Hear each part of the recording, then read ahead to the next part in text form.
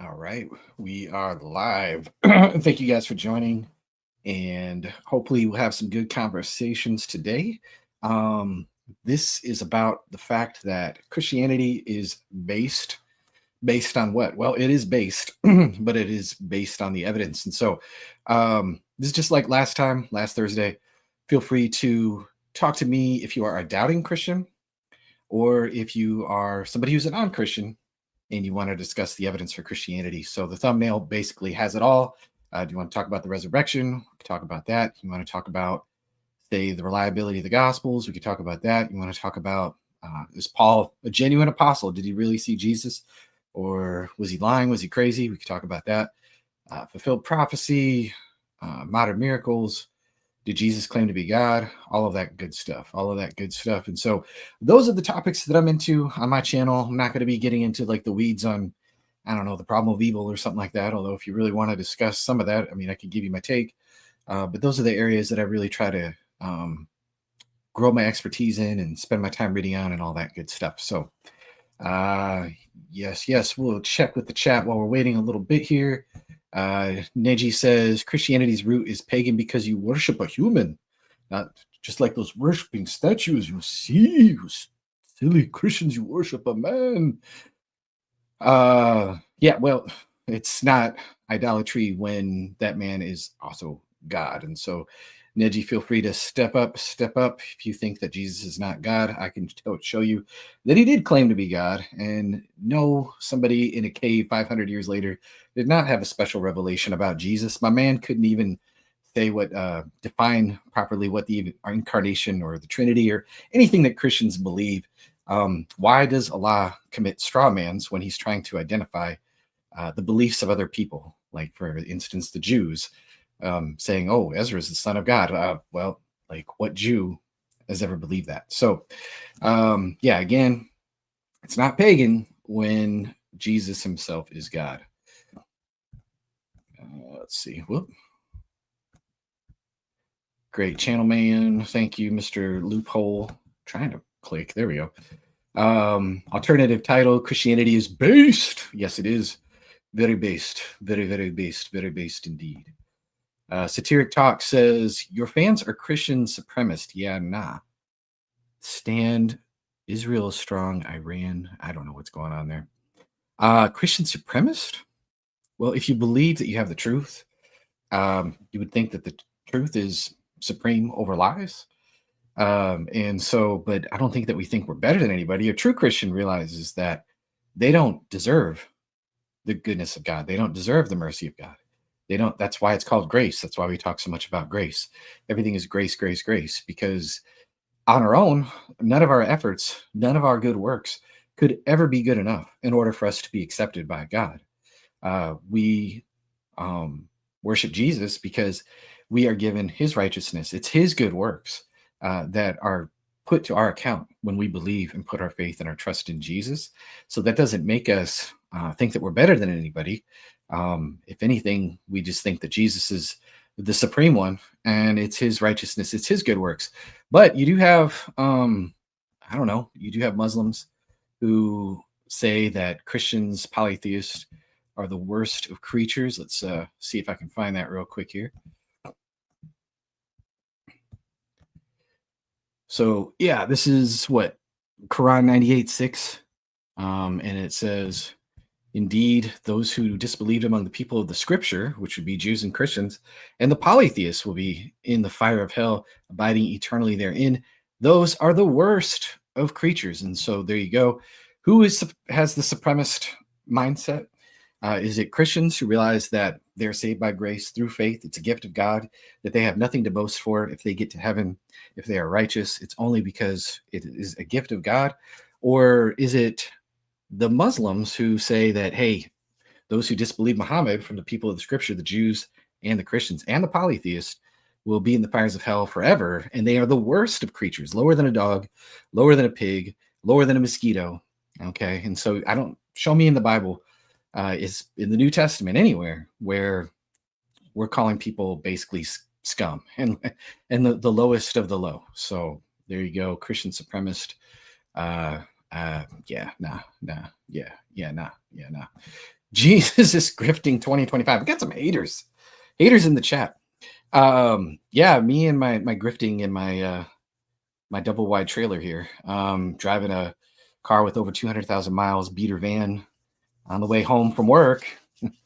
So I can get accused of grifting by Chris, the Panther man here. So yeah, if I'm grifting, I'm doing a really bad job of it.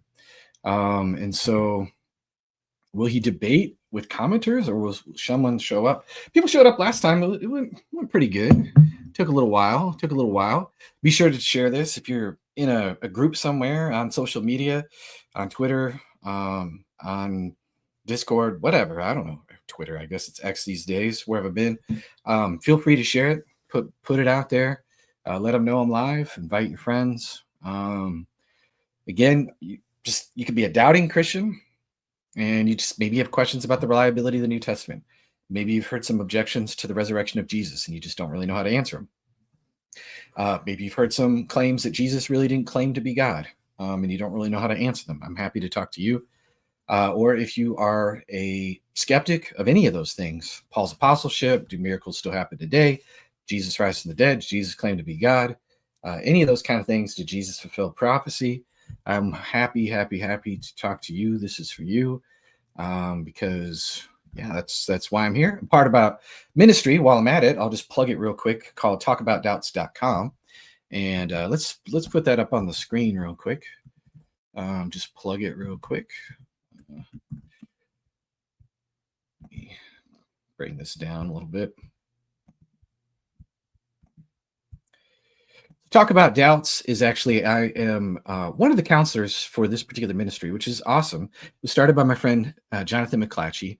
And basically, if you're a Christian who is seriously struggling with doubts, or a non-Christian seeker who has sincere questions about the Christian faith, this is a ministry for you. We do live one-on-one, or sometimes two-on-one, often two-on-one video calls via Zoom. And one of our team members with expertise specific to the field of your question will get with you. And so now there's a little clarification here. We aren't mental health professionals, and so we can't help with that. But if you do just have like intellectual doubts about the truth of Christianity, about the truth of God's existence, you are welcome to, oh my goodness, I forgot to put the join link. Well, that would be a problem, wouldn't it? Thank you, my mod, who just reminded me of that. Good grief. So yeah, that would be why nobody's joining. Give me 1 second. I'll share that out. Bush League. What am I even doing? I'm not Avery level yet here. Let me pin it real quick. But anyways, as I was talking about doubts, you can see the form there. You can fill it out. Jonathan or somebody from the team will reach out to you, usually very quickly, and we are happy to set things up and talk. If you're not like one to get on stage and talk about your doubts, but you do want to have somebody address it privately, you definitely can, and we are happy to do that. Just go to the link and fill out the form, and then we have all kinds of really fantastic counselors. And so we got let me show. Got Tim McGrew, Doug Gruheis, Jonathan McClatchy. Let's see, a few more. Max Baker Heitch, an amazing Christian philosopher. I think he's out of Oxford. Dr. Luke Barnes, who some of you might have seen on Capturing Christianity. He is done. He's an astrophysicist, written a really good book on the fine-tuning argument. There we go. I got that pin now, finally. Wes Huff. Have any of you guys heard of Wes Huff before? And so Guillaume Bien, Dr. Braxton Hunter, and Dr. Stephen Boyce. You've probably seen him on Inspiring Philosophy. You might have seen him on my channel. Lots of good folks there. Doug Axe, who's really into like intelligent design. Dr. Titus Kennedy is an archaeologist, and more. And then you got this Unk over here, old guy right here. But on and on it goes. And so definitely check it out. It is a great resource that you could avail yourself to. Definitely believe in it. So the link is pinned. If anybody wants to join, please do. And if you can, go to the private chat when you hit it. Get on stage, in the backstage, whatever. Go to the private chat. Just say like, hey, I'm an agnostic and I want to talk about resurrection, or I'm a Muslim and I want to talk about did Jesus claim to be God, or whatever. Keep it real brief, and I'll bring you right up. So, testify is about to testify. I hope so. I hope so. Somebody comes up, we will definitely do that. And so, Koopa, come on. I know you've been talking about coming, so I'd love to talk to you sometime. And so, I always think of the really goofy Chris Pratt meme where he's like, I used to play Mario Brothers arcade, stomping Koopas. And so, anyways, sorry, but always love the Costanza profile pic. Can't stand you. Anyways, sorry. I have watched one too many Seinfeld episode. It's because I am the unk of unks there watching Seinfeld. Yo, testify. Love your vids, man. Thank you. What denomination are you? I will never tell you. Just like Inspiring Philosophy, it's a super secret. Just kidding. I don't really. I'm going to disappoint some of you and be like, oh man, he's such a normie. But I go to a non-denominational church. I'm not Catholic. I'm not Orthodox. I know I get asked that a lot for some reason. I don't know. Maybe it's some of the images that I use.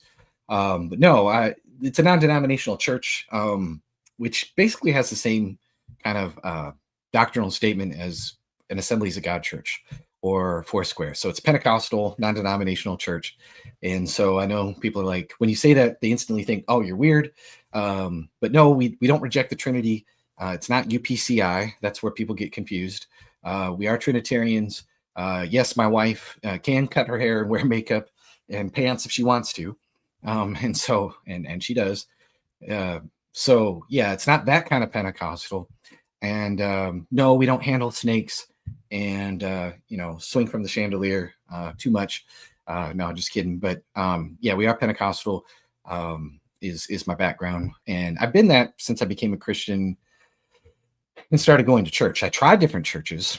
And that was just the church that really helped me the most at the time. And I've looked into other beliefs, like I've looked into Catholicism, I've looked into Orthodoxy, I've looked into these things, but I'm just not really convinced by the arguments for those particular denominations. One thing I would say though is people get really, this is something that I've just noticed online a lot. So since y'all are asking, I might as well address it. So while we're waiting for somebody to show up, people get really anxious about what denomination do I join, and like what is the one true church, and I don't want to make a mistake, and they kind of swing from church to church, and they're way too moved by YouTube people. I is one. I am a YouTuber, right? But they're way too moved by like any arguments they might see from be it a Catholic channel, Orthodox channel, or even Protestant channels or whatever. And there's a lot of like polemics back and forth and debate back and forth between those channels. I don't focus on any of that because I believe that if you have the essentials, if we all basically believe that, well, we don't basically believe, we all believe that Jesus is God, that he's raised from the dead, that the Bible is true, that it's the word of God, that God exists, that he's a creator, that Jesus is returning. We believe in the Holy Trinity. We believe in the resurrection from the dead. We believe all these things that are found in like the Apostles' Creed and the Nicene Creed and different things like that. And I believe like if you have that, and you're truly trying to follow Jesus, then I'm going to assume that you're saved. Okay. Some people might say, well, that's really naive and that's overly ecumenical, and they'll bring up all these interdenominational controversies, this, that, and the other. But those are the things that I'm trying to convince people of. I'm not really interested in getting into in-house debates very, very often. I'm willing to talk about, why I'm Pentecostal over something else if people want to know. But it's not something that I'm going to go to war over. And as I was saying, there are way too many people that just get really hung up on like, well, what branch of the church do I join? And I find that to be honestly like unstable. You need to find a church that you have a pastor who is teaching the word of God, who is helping you to grow up spiritually. You need to be in a congregation that is helping you to grow up spiritually. You need to be a part of a congregation that you're putting your hand to something there, volunteering, being a part of it, some place that you can give, and you want to be able to give and support. You want to go to a congregation where you feel like your children can be taken care of, and if you have children and that they can grow. And if you have that, if it's Baptist, if it's Methodist, if it's Presbyterian, if it's Orthodox, even if it's Catholic, and you're getting fed and taken care of, then like stay where you're supposed to be, bloom where you're planted, and be faithful. People who are unstable are just going to be convinced out of their church by arguments on the internet and just leaving their church over arguments on the internet. And to me, I don't know. I just that's something that you don't change churches unless like or change denominations unless that's something you've really spent a long time prayerfully really seeking and studying and talking to your family, and don't just uproot over and over and over. You see people that are like, well, I'm Protestant, and then boom, I'm Orthodox, and then boom, I'm Catholic now. It's like, that's weird. That's not stable. And if that's what's coming out of you just watching too much YouTube, then you need to go out and touch grass. You need to sit and down and read some books. You need to take your time and wrestle through these issues, and don't just leave your church. Like, talk to your pastor. Talk to your pastor through some of these issues, and maybe they can kind of help you wrestle through them. And so, I don't know. I just find there's pockets of people on the internet who are constantly changing their denomination based on YouTube. YouTubers saying different things and polemics and different things like that, and never really latching in and being part of a congregation. And like, I don't think that's stable. I don't think that's something that Christ has called us to. And I think it's just a sign of immaturity. So I'm a big proponent of the local church. So anyways, let's see.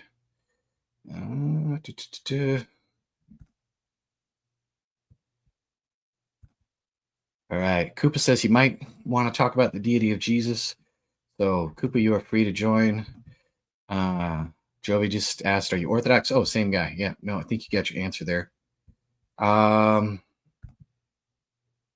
Ledger says, hey, sometimes I wonder about the beginning of Christianity. Why would God begin with Christianity only about 6,000 to 12,000 years ago, when the earth is probably very older? Well, I don't think people haven't been around that long. If Adam and Eve is the very first pair, and God revealed himself to them and all of, and many of his descendants, right down from his own descendants until the flood after Noah. And then, of course, you have Abraham and the Jews. And even then, we do see, like Paul talking about, that the Gentiles can see that there is a God, in Romans chapter 1, verses 20, where he talks about there's plenty of evidence for God, and just the fact that there are things that are made, that you look up in the sky and you see that this all just probably didn't pop into being uncaused out of nothing for no reason at all. And that we have this moral compass within us. And so that kind of tells us between right and wrong. And so I think a lot of people instinctively know that there is a God. And I don't see that as a big reason to doubt, because I think God will judge people based on the light that they do have before Christ, and not on the light that they didn't. And of course, the Jews did have revelation because they had prophets and different things like that. And there are nations around them that could have asked them about those things. And there were Gentiles who did, believe in the God of Israel over, kind of periods of time. But even though there were people all over the world, there were a lot of people, it's possible that many people could have just responded to God's natural revelation and try to act on that. And maybe they realized, hey, like, I probably can't be justified just by my own good works, because my conscience at times condemns me, but just trusting in the mercy of God. But yeah, I don't think that's like necessarily overly hard to square. And then William Lane Craig has some pretty good insight into some of that, with like middle knowledge, that it's possible that like God looked through his creation and just knew before he created anything who would reject him and who would accept him way before, and just he arranged the world in such a way that the most amount of people do accept him, and that many, those who would reject him, if they had the revelation of Jesus, if it, like, before it even existed, might have just rejected him anyways. And so I'm probably not articulating it nearly as good as he is, but that is a view that you could look into. And so just look up like William Lane Craig, Christian not pluralism, but yeah, I think it's something like that. And you would get better answers for that there. So let's see. How do we know that all the miracles weren't just added later to make Jesus look divine, similar to Prophet Muhammad splitting the moon. By the way, I'm an atheist, so non-bias here. Well, Tate Limited, you're welcome to. Oh boy, Andrew Tate, bruh. Anyway, I hope that's ironic. And so, yeah, how do we know that Christian miracles weren't added later? Because basically, the Gospels show themselves to be rooted in eyewitness testimony. They're written by people who are close up to the facts. They show themselves to be very knowledgeable and scrupulous. And so, therefore, what they report goes back to what the original eyewitnesses claimed. There's a number of lines of evidence that support such a thing. And so, anytime you're looking at any kind of ancient documents, any kind of testimony at all, what you want to do is you want to find out, okay, does it actually go back to eyewitnesses? And then what did they claim? Were they lying about what they claimed?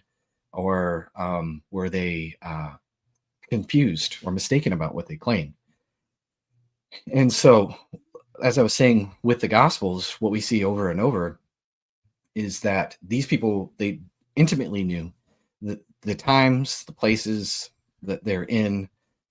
They show themselves to be very reliable. And then there's internal consistencies between the documents that show that they're very, very, very likely written by eyewitnesses. And so it's not the same thing. So Muhammad splitting the moon comes from later hadiths that were written down far, far away, 150, 200 plus years later. And they just have these chains of supposed people who are passing down this tradition.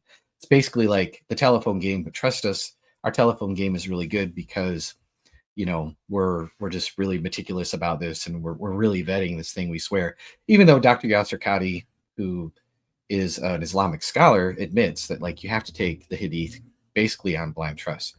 And so with the Gospels, it's not like that at all. And so I might as well, since nobody's stepping up right now, I can show you a little bit of evidence for that, Tate. And so give me just a second here, and I will find some slides here I can just run through super quick. Trying to find the right one here.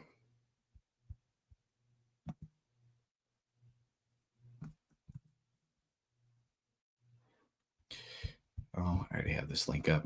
Internet's being strangely slow. I apologize.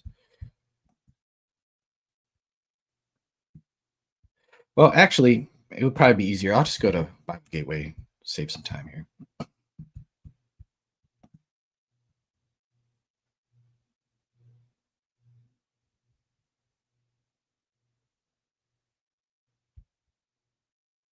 Sorry for the awkward silence here. Oh, okay. Let me share this tab.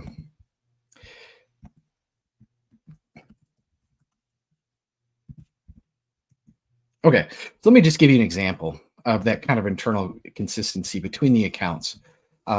This is what I would call like what scholars have called, what others have called an undesigned coincidence. Now, an undesigned coincidence is basically where two bits of information from two separate storytellers line up in such a way that they kind of fit together like a jigsaw puzzle, like two pieces of a puzzle. They fit together, and they tell like one coherent story, but they don't do it in a way that looks like it's like they're copying or it's any kind of thing that's designed. It just looks incidental. And so an example of this is, say, like you have a couple of friends who said they went to a baseball game, and one friend independently tells you that at the baseball game he had beer spilled all over his lap. Okay, the other friend tells you that he was also at the baseball game, with the same guy, and that a foul ball got hit in their direction, and they reached for it and he couldn't get it.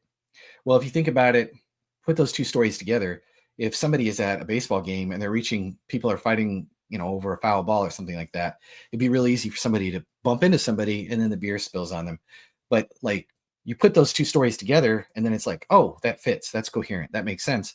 And it's independent and it's unplanned. They're not trying to like fit their stories together in some sort of like conspiratorial kind of thing of like, hey, we're lying about a baseball game and you say this and then I'll say this and then it'll really look like we're telling testimony.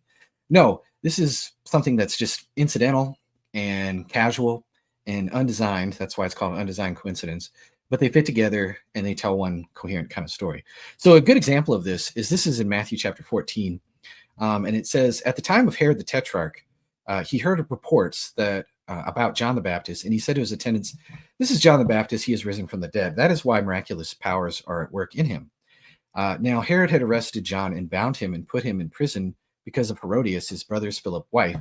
For John had been saying to him, "It is not lawful for you to have her." And so, blah blah blah. You get it. Okay. So here's the question that arises, and I see Hunter. I see you backstage. If you can, in the private chat on the right, just say, "Hey, what's your religious background?" It could be doubting Christian, resurrection. That's what you want to talk about.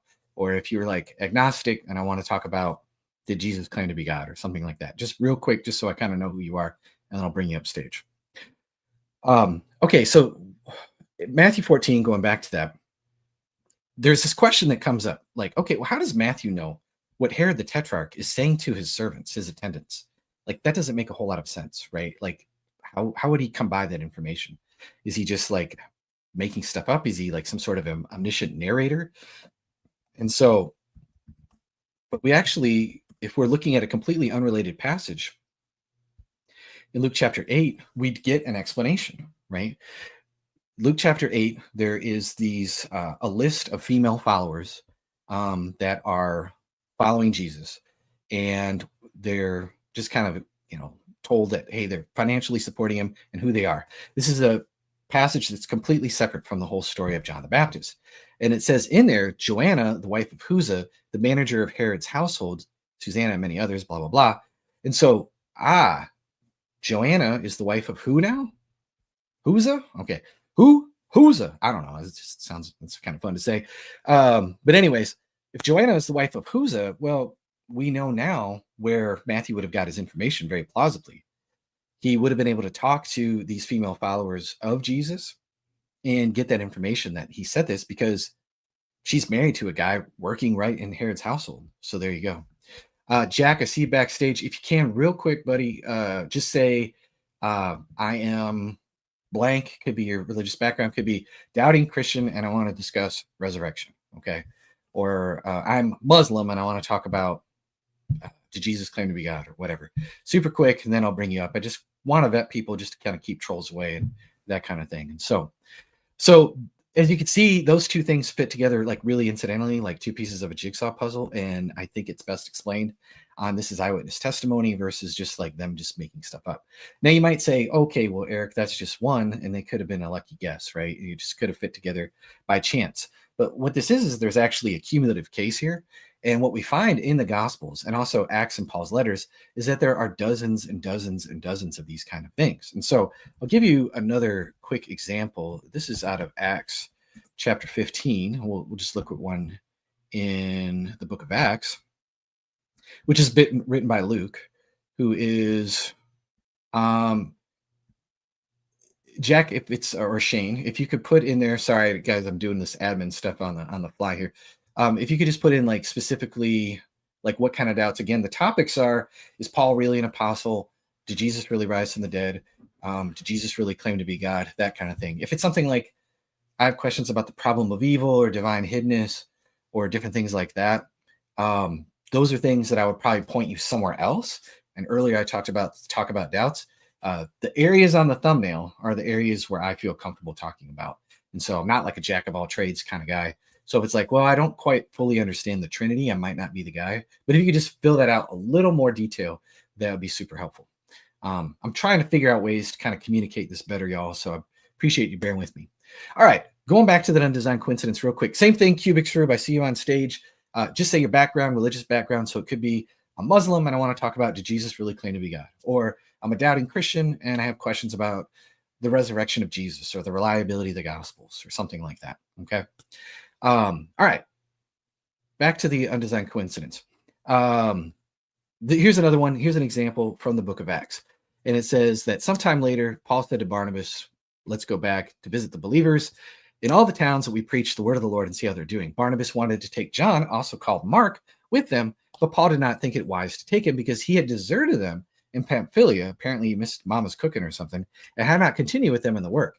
And they had a sharp disagreement that they parted company. Barnabas took Mark and sailed for Cyprus, but Paul chose Silas and left, commended by the believers by the grace of the Lord, and he went through Syria and Sicilia, strengthening the churches. All right, and so there's a few people backstage. I'm just going to remind you guys again, in case you didn't see it. the stream, basically all the topics that I have on the thumbnail. Was Paul really an apostle? Did Jesus rise from the dead? Did he claim to be God? Does he fulfill messianic prophecy? And so on and so forth. Those are the topics I'm willing to discuss.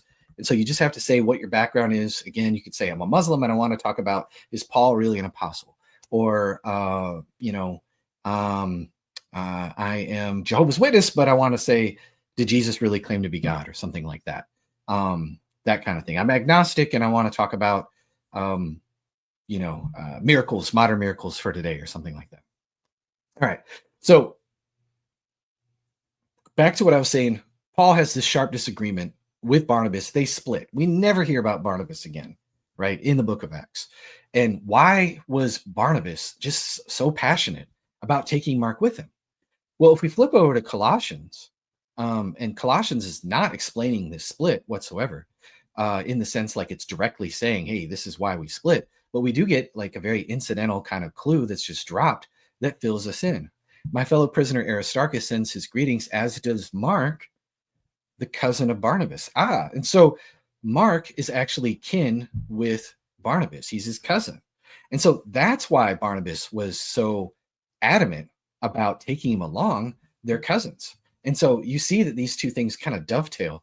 They fit together in a way that's like really seamless. It's really undesigned. It doesn't look like one is trying to explain the other. But it's this casual fit that's like, oh, well, man, whoever's writing this stuff seems to like really, really know what he's talking about. I'll give you another quick example, again, out of the book of Acts. And then still waiting on the guys backstage to it's just a real quick answer. You could just say agnostic, Jesus is God, or something like that. Any of those kind of things. Or doubting Christian, are the Gospels reliable? Something like that. Anyways, all right. So Paul, let's talk about Paul real quick.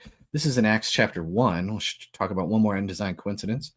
Just to kind of give you a taste of what I'm talking about here. Tate Limited. After this, Paul left Athens and went to Corinth. This is Acts 18, 1-5. There he met a Jew named Aquila, a native of Pontus, who had recently come to Italy, and his wife Priscilla, because Claudius had ordered all the Jews to leave Rome. Paul went to see them, and because he was a tent maker there, he stayed and worked with them. Every Sabbath, he reasoned in the synagogues, trying to persuade Jews and Greeks. But when Silas and Timothy came from Macedonia, Paul devoted himself exclusively to preaching, testifying that to the Jews that Jesus was the Messiah. So, awesome. So, Cubics Rube, I'm going to bring you up in just 1 second. Let me finish this point. And so, why all of a sudden does Paul just like, see ya, I'm not working. I'm not going to make tents anymore. I'm not doing this anymore. I'm going to preach full time instead of just preaching every Sabbath. Like, that's kind of weird. It's just abrupt. He just changes his whole ministry flow and now is full time. Well, just because we do see that Silas and Timothy showed up, but it's just kind of like, like what's going on? And so we get a clue when we read 2 Corinthians 11, 8-9, a completely unrelated passage. He doesn't talk about Silas and Timothy coming and anything happening here, but we find out right here, it says that I robbed other churches by receiving support from them so as to serve you. But when I was with you and needed something, I was not a burden to anyone. For the brothers who came from where? Macedonia, that's where Silas and Timothy, we found out, just came from, supplied what I needed. I have kept myself from being a burden to you in any way, and I will continue to do so. And so here's what we have. Like, you see how these two fit together, but in this really incidental way. 2 Corinthians explains why Paul all of a sudden changed his whole ministry model and is now preaching full time. But we don't see that he was given an offering from these guys from Macedonia, right? We just see that Silas and Timothy come. In 2 Corinthians, we don't know who the brothers were. We don't have any mention of Silas and Timothy coming, and then him changing ministry models, but they fit together, right? Like two clues that you just kind of put together. And so that is just a very, very, very small sampling. There are dozens and dozens and dozens of these kind of things between the Gospels and, again, Paul's letters and Acts that show that go back to independent testimony related to eyewitnesses. And so those are some of the reasons there. So Cubics Rube, thanks for waiting, man. I appreciate you answering backstage. Yeah, I can hear you. There's a bit of a weird echo, though. I don't know if you can fix that. Oh, wait.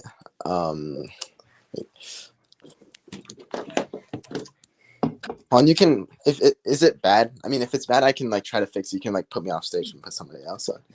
Let me. It's not too bad. We'll try to roll with it. Okay, just let me know if anything happens. Okay, so I want to broadly talk about the reliability of the Gospels and also like the resurrection of Jesus, because they're kind of like intertwined. I can't really talk about one without the other, right? So Yeah, no, I think so. The Gospels, I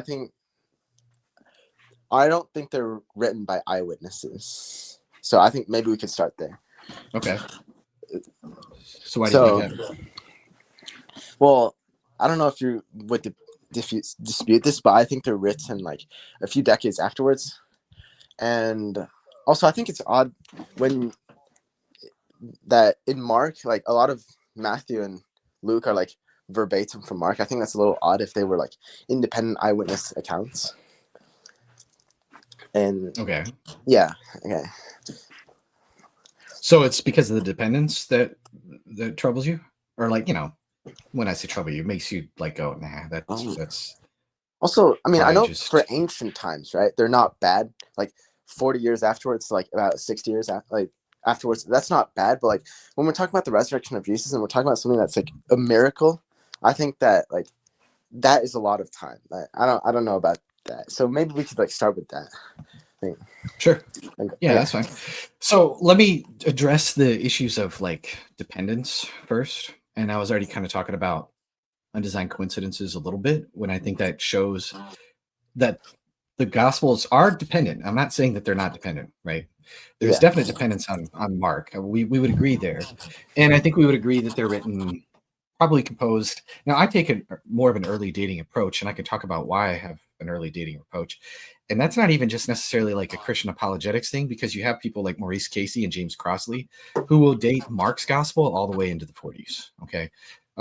So we could talk about dating a little bit if you want, but I still don't think the kind of testimony that we have in the four gospels and like the book of Acts, which is just the sequel to Luke's gospel, it definitely shows that it goes back to eyewitness testimony for like a number of different reasons.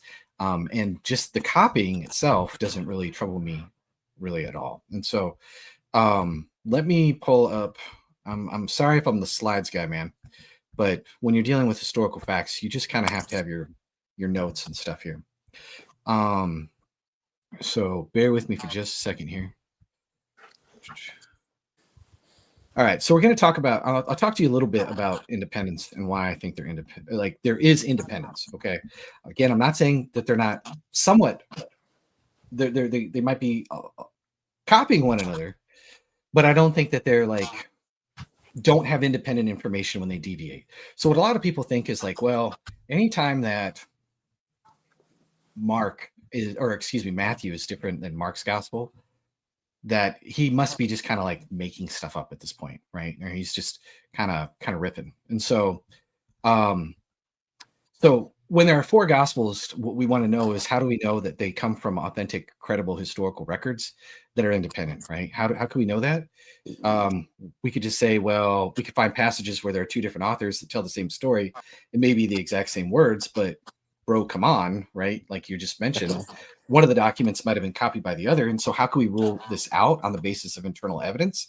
We would rule this out by undesigned coincidences. And so what an undesigned coincidence, are you familiar with the term? Have you ever heard of it before?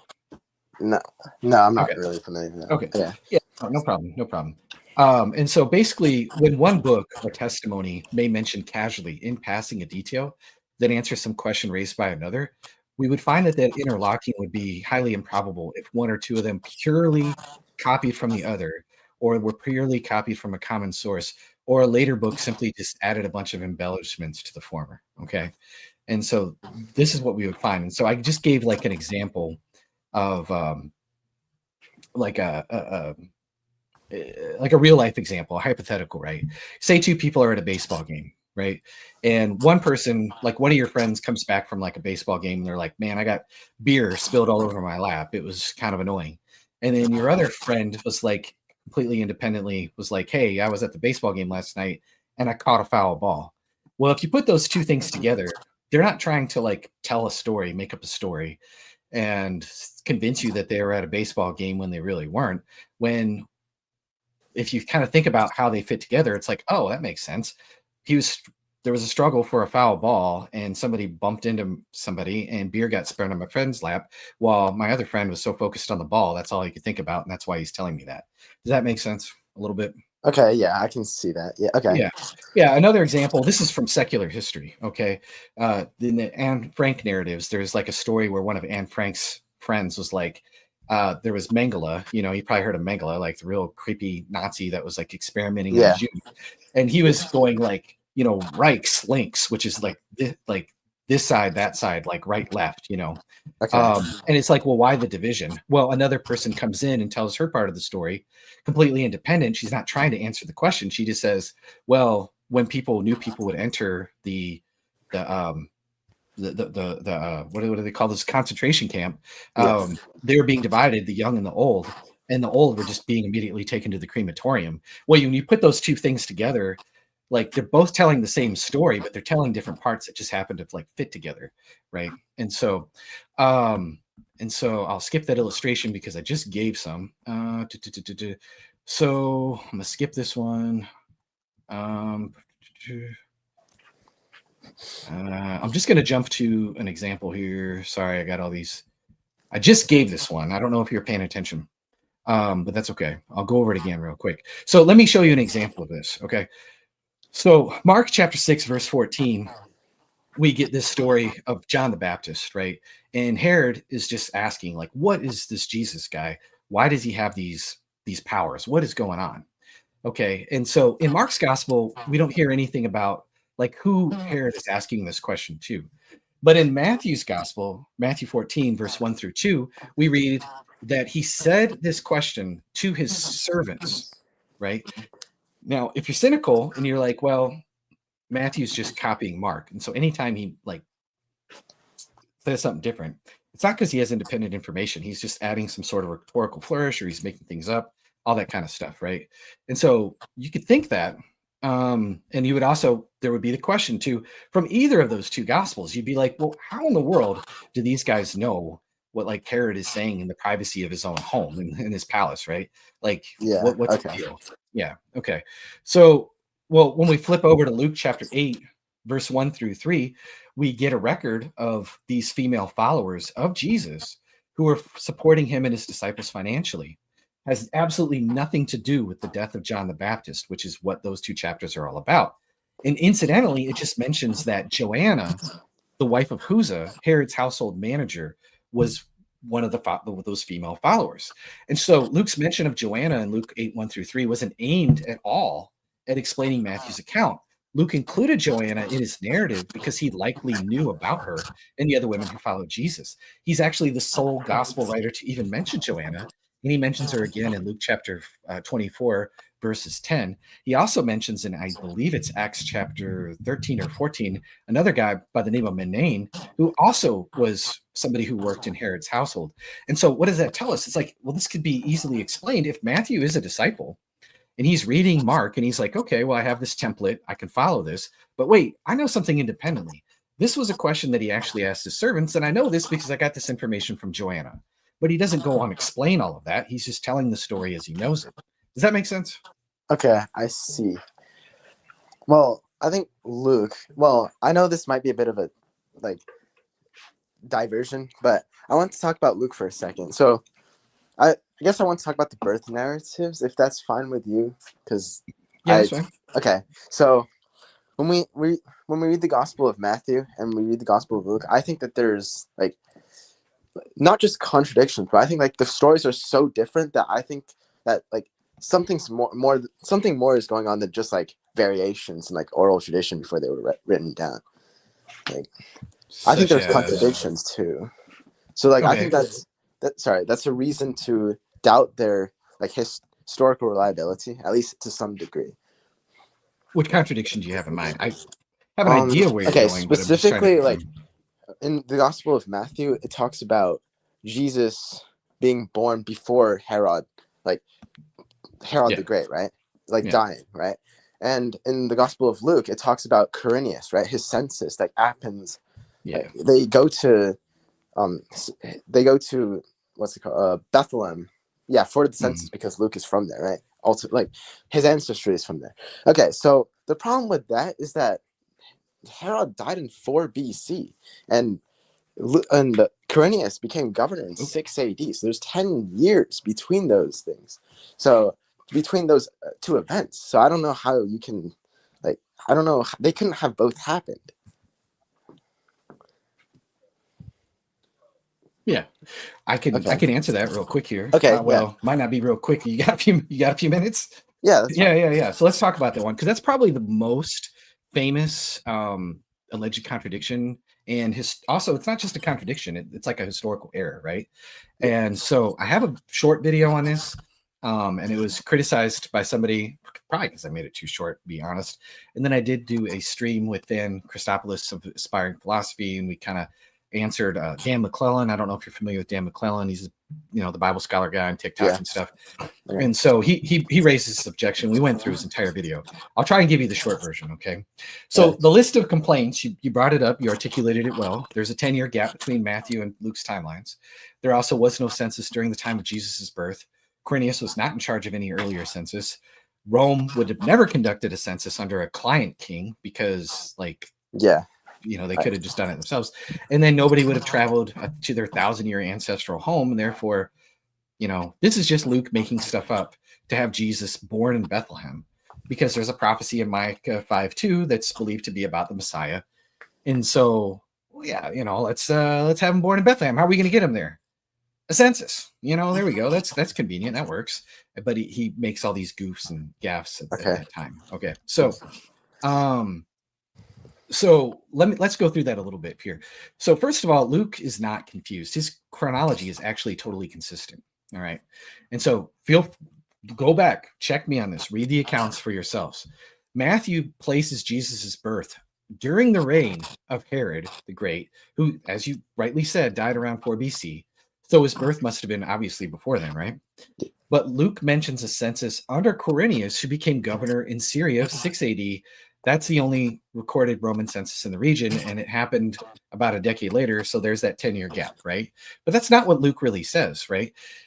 Luke begins his gospel by anchoring the narrative in the reign of Herod the Great. So Luke 1:5, it says, in the days of Herod, king of Judea, and then it goes into him, all the stuff about like Zechariah and Elizabeth, and then, of course, there's the stuff with Mary. It's like all in that same chapter, right? So that's when John the Baptist is conceived, and it shortly after Jesus is conceived, like 6 months after, right? So from the very start, Luke puts Jesus during Herod's reign, right? That's just facts.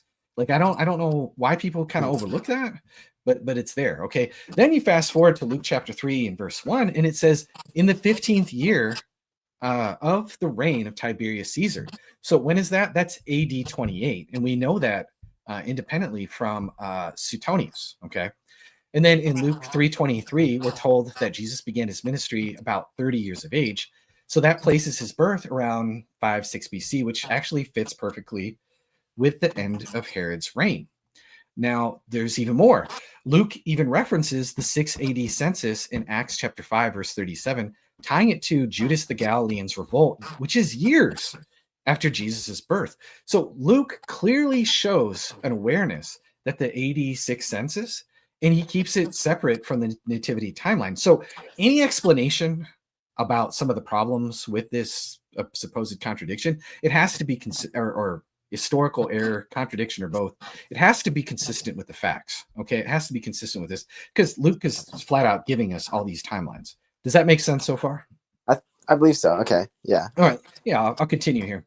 Now, some critics will insist that this must refer to a well-known AD 6 census based on a really rigid reading of Luke 2:2, where it says, like, there's this Greek word, it's prote, which could mean former or earlier, as in we see in Luke 1:15 and 15:8.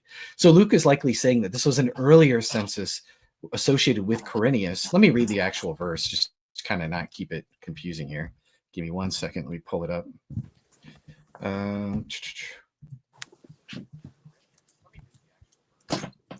Says, in those days, Caesar Augustus issued a decree that the census should be taken in the entire Roman world.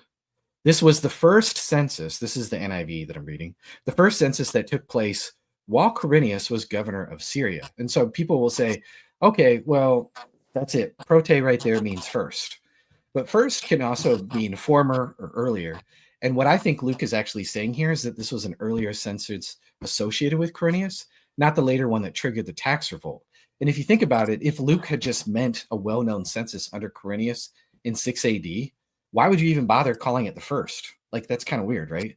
Why not just say the census when Quirinius was governor, full stop? And so that word first actually kind of complicates things. And it suggests that Luke had some other things in mind. And so let's see here. So yeah, those are a couple things. Now, the other thing too is there's this whole error that like, okay, well, there was no census at that time, right? Like there just wasn't. Like this is something Dan McClellan will say, like there was no census. Well, that's not even true because this is in the deeds of Divine Augustus. It says that he conducted 3 censuses alone, in which were about 4 million Roman citizens were actually registered. And this started to happen, I think it was around 12 BC, or no, they began in 8 BC. They were for Roman citizens, and it shows that empire-wide census activity was already happening exactly at the time Luke describes. A rollout of a big old census like this would obviously have been staggered, and it would have hit different regions at different times. We actually have an epitaph of Quintus Aemilius Secundus, which also documents a census in Syria conducted under Quirinius in 9 to 6 BC, which is the right time frame for Jesus's birth. Now, this is where people call foul. They'll say, well, Quirinius wasn't governor at the time, so therefore Luke must have been mistaken. But the Greek word that Luke uses here, basically, it doesn't mean he was governor. It just means he was ruling or he was governing. It's not a noun. It's actually like a verb. And so the term doesn't require Quirinius to even be the official legate of Syria. And the lexicon, the BDAG lexicon defines it as a function in a leadership capacity, governor rule. It's used for both governors and officials. And so Luke's wording actually fits somebody exactly like Quirinius, who would have had administrative oversight before his formal appointment. And Josephus may have not even listed him as a governor yet, but Tacitus actually does confirm that Quirinius did serve in Syria at around that time before 6 AD. And then there's another thing real quick. I'm going to skip some of this just to save time. But this is the big one, right? Well, Quirinius would have never taken the census, right? Because this is a client kingdom, right? It's a client kingdom. And so why isn't Herod taking the census? You know, why isn't the census being taken under him? Well, there's a few problems here. Number one, this is a priori history. We have no Roman law banning censuses in a client kingdom. So critics are actually arguing from silence. And even if such a law existed, it wouldn't prove that a census didn't happen because people break their own rules. Governments break their own rules all the time. Just think about like the US protects the right to assemble, yet they banned gatherings under COVID. The Soviet Constitution promises religious freedom, supposedly back in the days of the USSR, and yet they still persecuted Christians. And so you can't just go, well, they never would have done this because, you know, first of all, we don't have a law, and even if we did, it wouldn't prove it because that doesn't prove anything because governments break their own rules all the time. But finally, we do know that Rome did intervene in client kingdoms because Tacitus in Annal 641 reports that in AD 36, Rome intervened to enforce a census in Cilicia, which is a client kingdom, not a Roman province. And so that's one that is like, Dan is completely wrong when he says that. Critics are completely wrong when they say that. And not only that, we have a good reason to think why they would intervene. And they would do the census themselves versus Herod. Herod's autonomy was reduced to near nothing at the end of his reign. Augustus wrote him a strongly worded letter and basically said, I used to consider you my friend, but now you're my subject. All right. And this is according to Josephus Antiquities, right? And so if he's saying you were my friend, but now you're just my subject, and that's how way I'm going to treat you, Herod would have lost key powers, including taxing authority, and Rome also would have imposed loyalty oaths on Herod's subjects, which Josephus does tell us. And so Herod was not fully independent. Rome did have leverage and could absolutely order a census during this politically tense period. And so I could go on and on. That's probably enough for now. I appreciate you listening to me rant a little bit, but it's not a good objection. Okay. Well, I do, but it wouldn't. Okay, I would say it wouldn't make any sense for the Romans to require people to go back to their homes. Like, okay. Yeah, like, no, I got you. They didn't. Sorry. The Roman taxes were primarily, censuses were primarily for like taxation, like conscription purposes. I don't think, why would they like nobody would even really know their actual ancestry back then. So it wouldn't make any sense for the Romans to do this. That kind of just like takes time and like waste time basically. Actually, they did. We have a Roman document, Ulpian's Digest, in which states, "He who has a field in another city is to register in the city where the field is, for the land's tribute is to be levied in the city where the land is possessed." And so translation, registration followed property, not just current residence. And so if Joseph actually had land or legal ties to Bethlehem, Roman law would have required him to register there. Now, I should note that Ulpian did write in the 3rd century, but Roman legal traditions were pretty conservative, and I think his digest reflects longstanding principles. Also, we have the Papyrus London 904, which is from AD 104, where a Roman prefect by the name of Gaius Vibius Maximus ordered people to return to their hometowns for a census enrollment. And so now some people like Dan McClellan will push back on that and say, well, that's just too late, or that's just Egypt. But that misses the point. The point is that Roman bureaucracies followed patterns, and Egypt provided more documentation. Of course, we're going to have more documentation in Egypt. It's dry. And we have a lot of records from Egypt. That's where we get so much of our biblical manuscripts and manuscripts of other crazy gospels and stuff like that. And so F.F. Bruce, a New Testament scholar, says this kind of census travel need not to be confined in Egypt. Now, about their ancestral homes, if you actually look at Luke 2:3, it doesn't say Jews returned to their tribal homelands for 1,000 years ago. It says the Greek is his own city, polis hetu, which referred to a legal place of birth, a legal home or residence. And that phrase is actually used elsewhere in scripture, like Joshua 26, 1 Samuel 8:22, Ezra 2:1, Nehemiah 7:6, Matthew 9:1, and more. And so most Jews still lived near ancestral towns. We're not talking about a big place here. And Bethlehem could have easily been Joseph's legal base.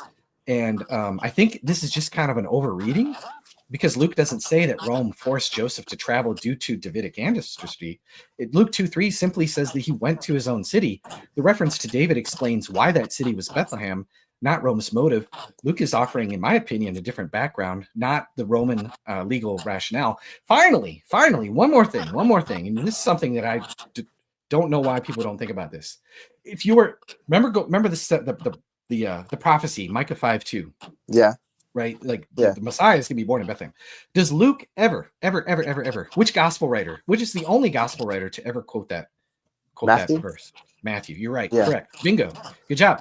Luke never even mentions it. So why would you invent a huge, crazy, like very complicated, like story, convoluted thing to get Jesus all the way from Nazareth up to Bethlehem, contradictory to the facts, just to fulfill a prophecy that you ain't even gonna mention? Like, come on, that's just kind of weird, right? And Luke isn't shy about mentioning fulfilled prophecy with Jesus. He does it like in Luke chapter 7 and in other different places, right? He talks about it in the end of the gospel, that Jesus is like, hey, look, this had to happen to fulfill the prophets and the law and the Psalms and all that stuff. And so Luke doesn't have a problem mentioning prophecy, but he's never going to mention that. And he's going to invent this story that people very easily could just call him out on. And you would think, like, Luke is a Roman citizen. He knows how censuses work, right? You think he would kind of know that. You think he could do his digging. And so what's weird to me is that Luke, if you like the Book of Acts, there's a book by Colin Hemmer called the Setting of Acts in the Book of the Book of Acts in the Setting of Hellenistic History, where he documents that Luke meticulously gets 84 facts correct about titles of local officials, trade routes, local landmarks, local customs, local slang, dialects, all these things right. But then he's just going to like botch a census because he doesn't apparently know how those work to fulfill a prophecy that anybody easily could have called him out on. And then we have absolutely no record of anybody, like you have like Celsus and you have all these people writing against Christianity, or even like Julian the Apostate. I don't want to make too strong of an argument from silence here, but Julian the Apostate was a Roman emperor who turned on Christianity. He hated it. I think he could have like looked in the archives and called out Luke and been like, oh, we don't have any record of any kind of census. Look, but we don't have any record of that. We have lots of complaints about what Julian said against Christianity. So it's just for all of these different reasons. Like, I don't think this is like a very good objection, and it's actually like easily explained in a lot of different ways that I don't think are forced. You know what I mean? I see your point. Okay. Okay. In fact, I'm honestly not like you did bring some good points up. I have to admit, I'm not like as educated in this as you. Like I'm not as educated as like you are in this. You did bring up some good points. Can I just there was an explicit mention was there an explicit mention of a census like before the first one or before Quirinius's one in 6 AD? Well, the one that I think it is the one that's in the deeds of Divine Augustus, where he talks about he rolled out a census in the Roman Empire, 3 different censuses, and I think it's the one that's 8 AD or BC, excuse me. And if it's a Roman census, like I think I've heard Dan McClellan like strawman it and be like, "Oh yeah, drop everything, go to your ancestral home." No, of course, Roman censuses, if they were large like that, they would have been staggered. They would have hit different regions at different times. They would have taken a long time to complete. And so I think I can't remember who it was. Paul Meyer, a classical historian, talks about like a census that took a period of like 20 years or something. I just don't remember the reference off the top of my head. And so I think they took time, and I think that's the one that actually fits. That's the one that would make sense for Quirinius to have enforced. And he was in the region at the time. Okay. Yeah. Let me give you one more thing, just real quick about the Christmas narrative, since you brought it up, real quick. And then I promise it won't go on forever with this. So Matthew chapter 2, verse 22, right? Let me pull it up on the screen. I need to get logos here. I'm cheap. Let's see. Share screen.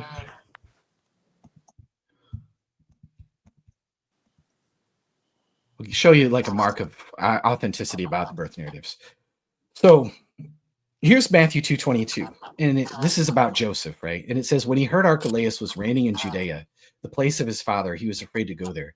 Having been warned in a dream, he withdrew to the district of Galilee. Okay, so that kind of raises a question, right? Like Archelaus, like what's the deal? Archelaus is only mentioned in one gospel. It's this one. Yeah. And he hears about Archelaus, and he's like, well, what the heck? Like, what's the deal with Archelaus, right? So since Herod the Great was dead, it was only natural that his eldest son Archelaus would take the throne. So it's like, well, why does Joseph get so troubled by this? Why does it bother him? Well, what we do find out is, like you mentioned, Herod the Great died. This was 4 BC when Archelaus took control.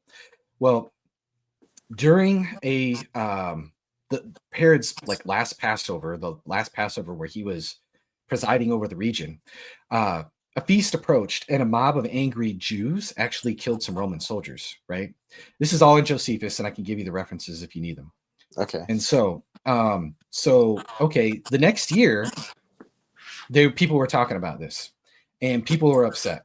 And there was another squabble kind of broke out, and a Roman soldier ended up getting stoned. Well, that news reached Archelaus, and Archelaus, he was royally ticked off. And he was kind of trying to show like, hey guys, there's a new sheriff in town. I'm him now, and nobody's gonna, he overreacted basically. So what did he do? He sends a storm of armed horsemen to surround the temple with orders not to let anyone go outside, anyone outside to go in, excuse me, and not anyone inside to go out. He slaughtered 3,000 Jews in the temple and canceled Passover. Now, Josephus tells us that 1 million people would come every year for Passover. Let's just say he's exaggerating. It's 100,000 people, but you have people from all over the diaspora, from Egypt, from, parts of Greece and all around the region to come to Passover. And so he tells them all to go home, and he slaughters 3,000 people. So think about it. In context, Joseph's decision makes a ton of sense. As Mary, Joseph, and the young Jesus were making their way north from Egypt, they must have encountered distraught Jewish pilgrims, people like, yo, I guess crazy thing happened, right? Carrying news of what Archelaus had done. And so that actually makes a ton of sense. But Matthew never explains any of this, right? But it actually fits with what we know from independently from Josephus. And so, yeah, it just fits together. Matthew is before Josephus was written. And like the way that he talks about it, you think he would give us some background if that's what he was trying to explain. But it's just this incident of detail that kind of fits together. Again, another undesigned coincidence, this time not between the two gospels, but through Matthew and Josephus. Does that make sense? Okay. So that actually is a mark of eyewitness testimony in the very birth narratives that you're like, yeah, those birth narratives are sketchy. Okay. I don't know if I'm overstaying my welcome here, but I would like to talk about at least briefly the massacre of the innocents. Why wouldn't anybody else mention that? Oh, yeah, I don't think that's really too difficult to mention. That's a good question, though. And I do have a video of that. And I'll let this be the last question because there are a few people waiting in the chat. But your questions are great. And I like you. I appreciate you coming up. And these are great questions. And as you can tell, I like talking about this stuff. And so why doesn't he mention it? Well, that would just be kind of like an argument from silence. And so think about this. U.S. Grant was the big main general in the Civil War. He kept basically a daily diary. Do you know he never mentioned the Declaration of Independence? Or not the Declaration of Independence. Well, that'd be kind of weird. The Emancipation Proclamation, excuse me. Let me back up, correct myself. He never once mentioned the Emancipation Proclamation. Okay. Marco Polo explored China. He never mentioned the Great Wall of China, right? Grafton's Chronicles mentions the reign of King John. He never mentions the Magna Carta. Okay. And so a lot of people will say, well, Matthew, he's making stuff up about this story because, he quotes this prophecy in Jeremiah about Rachel weeping for her children and blah, blah, blah, blah, blah. I think Matthew knew of something that actually happened. This isn't a prophecy that was considered to be messianic. Alfred Edersheim, a scholar who wrote the book, The Life and Times of Jesus the Messiah, he listed 456 passages from the Targums and the Talmud and other Jewish literature that was considered to be messianic. Jeremiah 31:15 never made the cut. So it would make sense if he's looking for something that matches something that actually happened and trying to fit it, but it'd be weird if he's grabbing some prophecy that's just random and then I'm going to make up a story about a massacre. So, but Bethlehem also was only around 1,200 to 1,500 residents. So with just 300 in the town itself, according to some archaeologists' estimates. So it's not a huge population. So something like this would be maybe a dozen baby boys lost. And I know that sounds really bad and shocking, but think about it. His audience is Roman. They would leave babies out to exposure all the time. Death of babies is something that they're whatever. They treated it like we treat abortion today, sadly enough. And so exposure, dead babies, we don't really care. Josephus also never mentions the Emperor Claudius expelling the Jews from Rome. It's only we get it in Suetonius and in Luke's Gospel in Acts chapter 18. And so again, you just have to be really careful about the argument from silence because there's a lot of things that we think we would expect. But when we look at actually court historical examples, we see over and over things that we think people would tell us about actually don't end up telling us about it. And really, when you think about it, this might not be something that his Roman audience would care. I know Josephus likes to put Herod down and he's terrible, he's awful, and he makes him look evil, which makes it plausible that he would try to kill somebody who was supposedly the heir to his throne and a threat to him. I mean, he killed John Hyrcanus over an alleged plot to have him overthrown. He killed Matthias Antonigus because he saw him as a threat. He killed the high priest, who was also his brother-in-law, in a swimming pool because he thought the Jews wanted him to be the ruler. So he was paranoid. It definitely fits his profile. But yeah, we don't know why he didn't say it. We can only kind of speculate, but that doesn't really tell us much. Okay. Well, it was good talking to you, but I think other people would like to go. So, yeah, man. No, I appreciate you coming up. They're good questions. Look into this kind of stuff. Check out my other videos on the channel. And I have a book list in every description of the video. And just a lot of them are public domain. Look them up. And, if you're skeptical and you want to become a better critic of Christianity at the worst, or at best, maybe you're open to Christianity and you are interested, then there's lots of books to read there. Okay. All right. Thank you. Yeah, thanks, man. All right. I appreciate you guys waiting very, very much. Let's just get to a quick super chat. Booger McLovin, who's better attested, Paul or Muhammad? Paul, hands down. It's got to be Paul. We got Paul's letters. We got Acts. We got other external people talking about Paul. So yeah, I would say so. All right, let me check the private chat, see who we got back there. Again, for those of you who are new to this, basically state who you are in the private chat. Basically, like, I'm an agnostic and I want to talk about the resurrection of Jesus, or I'm a Muslim and I want to, challenge, did Jesus really claim to be God, or something like that. Okay. Or a doubting Christian and I want to talk about the reliability of the Gospels or something like that. Let's see. Jack's been waiting for a while. I'll bring up Jack. Oop. Oh, Jack, I do need a mic, at least a mic. So if you could plug in your mic. There he goes. All right, Jack, what's up, man? Hi, you can call me Shane. It's fine. Oh, yeah, Shane. Gotcha. Yeah, how can I help you? Yes, my doubt is specifically about the divine nature of Jesus. I worship Jesus as God, but Mhm. as to like what the definition of God, it seems to be varying from the definition of like the way Jesus is being mentioned as God. And I have some doubts regarding it, even though I haven't like fell down from my faith because of it. It's just something that's been on my mind. Sure. So what specifically? Yes. So the definition of God is like, in general, it would be all knowing, all powerful, and all loving. And like Jesus is obviously all loving, and by the will of God, he is also all powerful. But I am not sure whether he is all knowing, and I want to, and to be more specific, I want to know like how much of it is because of the human nature of Jesus, and where do we have this boundary of like the human nature and the divine nature within Jesus? Yeah. So, I mean, you're probably thinking of like verses where like Jesus says he doesn't know, like concerning the day or the hour that no one knows, nor even the Yes, angels of yes, heaven, nor the Son, but only the Father. So if Jesus is yeah. God, he's omniscient, but the text says that he's not omniscient because he doesn't even know, Hmm. right? So therefore, Yeah. Jesus can't be God. And so, yeah, this is something that like Jehovah's Witnesses and Muslims like to bring up a lot. I have Yes, talked about yes. this, although I haven't addressed this particular one in a video yet. Hmm. And so it's again where my wheelhouse more is like in the line of like the history and that kind of thing. So I'm going to give you Oh, like, okay, okay, yeah. no, you're totally fine. So when I answer questions like these, I tend to go through them a little bit quicker because I just don't get Hmm. into like all the metaphysics or even the theology of some of this stuff because there are better people equipped.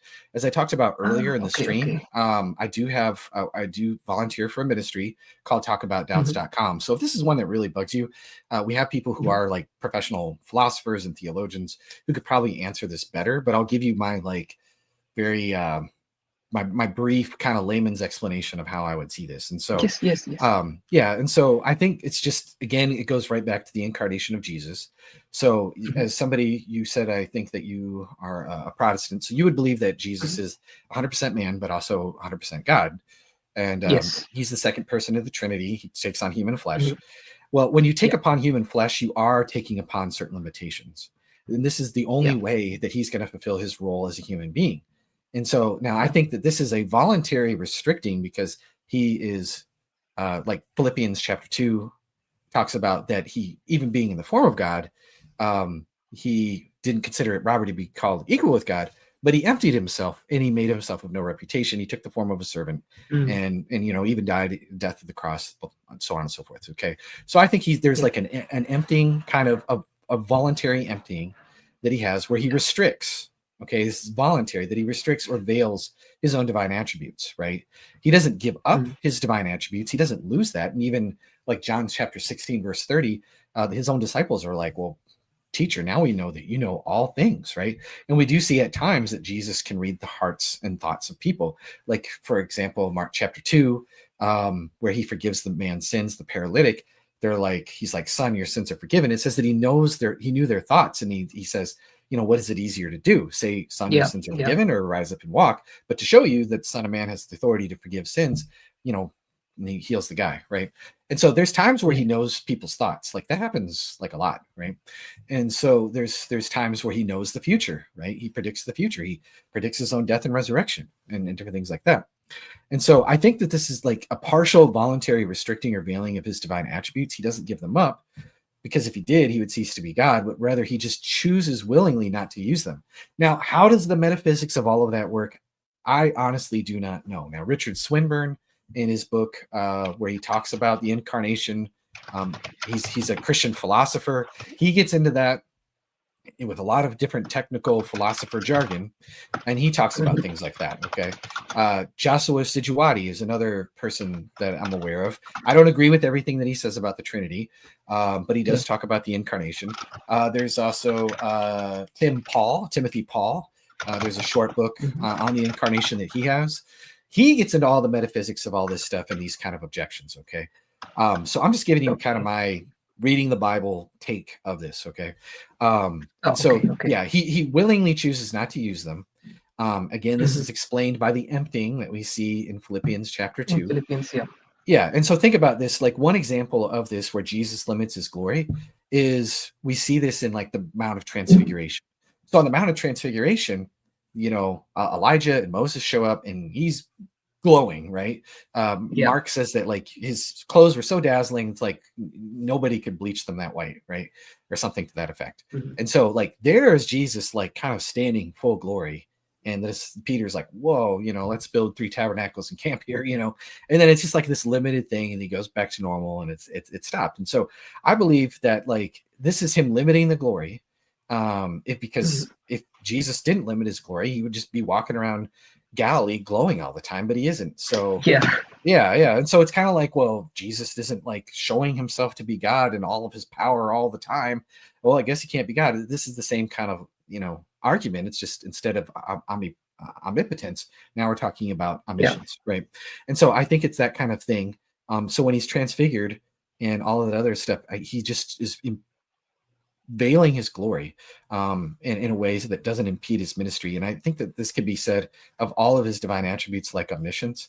But again, is some of this mysterious? Sure. And so this is what I say to people who have doubts about this particular issue is, do you have to be able to fully understand all the metaphysics of like, how could God be both God and man at the same time? How can like one being have 2 natures? Because all we know is like God the Father would just have the God nature, and us creatures, we just have human natures. How could one being like have 2 natures, you know, and all that kind of stuff? And so here's what I would say is the Bible very thoroughly teaches that Jesus was a man. Like 1 Timothy chapter 2, verse 5, it says there's one mediator between God and man, the man Christ Jesus. But the Bible very clearly teaches that Jesus is God. In the beginning was the Word was God, the Word was with God, you know, and all that kind of stuff, right? We see that 2 Peter chapter 2, or 2 Peter 1:1, 1 John 5:20 calls Jesus God. Over and over and over, Jesus is called God. He does things that God does. And so he's man, but he's also God. And so now we have to go, okay, at worst, if we're thinking about this in kind of Bayesian terms, that would lower the price. Let's just say that's like mysterious to us or kind of confusing to us. Well, as long as it's not a logical contradiction, if it's just like I'm trying to think the right word, a paradox. If it's just like paradoxical, well, a paradox is not necessarily a contradiction, but it is kind of like, huh? So when there's something that's like a paradox, that might lower the prior probability of Christianity being true. But then we have to look at all the positive evidence for Christianity. Is Paul like a true apostle? Did he really see Jesus? Did he really work miracles? Did the disciples really see Jesus? Was there good evidence that Jesus was raised from the dead? Does Jesus fulfill messianic prophecy? Over again, he does. Are there Christian miracles that still happen today? Over and over, we see multiple examples of Christian miracles that are happening today. Did Jesus actually claim to be God? Well, there are good reasons to think that the Gospels are good, historical, reliable sources, and Jesus repeatedly calls himself God. He calls himself the bridegroom in Mark chapter 2, right? Like only God is the bridegroom in Isaiah 54 and Hosea chapter 2 in multiple different places. He forgives man's sins. You know, he does things that God could do and all of these different things. There's different ways that he calls himself God. And so then it's like even if the prior probability of Christianity was being true, because we're looking at like something that's very paradoxical and hard for us to understand, we have all the posterior evidence of all the positive evidence that Christianity is true. And then we have to factor that we have limited minds. And if God is God, wouldn't we expect him to be like a little bit like kind of beyond our understanding? And yeah. And so we have to go, okay, like even Muslims believe in like paradoxical truths about God. They believe that he's omniscient, but yet people have free will, and omnipresent, but people have free will. Yeah. Or omnipotent, excuse me, omnipotent and omniscient, but people still have free will. Well, some of them kind of don't. They have more of a more of that, but they do try to rationalize like certain things like that. And so any theist has paradoxes, you know what I mean, that they have to deal with. And so yeah, that's basically kind of how I would answer that in a nutshell. I know that it's like not ultimately 100% satisfying, but check out some of those philosophers that I've recommended. And oh yes, definitely. And be kind of helpful. Yeah, thank you very much. Yeah, this was really helpful. Thank you very much. And it's just like another question that popped, because this came about when I was having a conversation with a Muslim, and I guess they have this scripture called Injil, and I wanted to know like how historically accurate is their claim for Injil is, because I don't think I could find. There is no, to be honest. yeah, there is no Injil, right? There is no Muslim Injil, and that's a good question to ask them. And I'll move on to the next one real quick. And I have lots of videos on that. But is there a Muslim shred of evidence for the Muslim Injil where we have a Muslim Jesus who was never crucified, only said he was a prophet, and taught Tawheed? No, we don't have that, right? And so you think and also, do we have an Injil where Muhammad is actually prophesied to be somebody who comes after Jesus, like Surah 61:6 says? We don't. And so wouldn't Allah like preserve a prophecy about his most important messenger so that we could actually like verify the prophecy and see what it's all about? And you know what's really funny about that is somebody else did the exact same thing.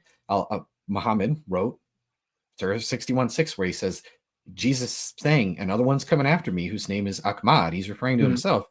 Okay, well, Joseph Smith did the exact same thing in the Joseph Smith translation, right? Like he wrote himself in and he's like, Joseph, the Joseph in Egypt is prophesying about me, another Joseph who's going to come. Like that's a total false prophet move, right? And so you write yourself into scriptures that nobody can verify and just kind of give them a trust me, bro. And so, yeah, that is a very weak point against their religion. So I hope this was helpful, Shane, and I appreciate you coming up. Did you have anything else before I let you go? No, thank you very much for giving me the opportunity to ask this question. And I'm sorry, I kind of actually misread the topic. I didn't see the evidence in the front of the title.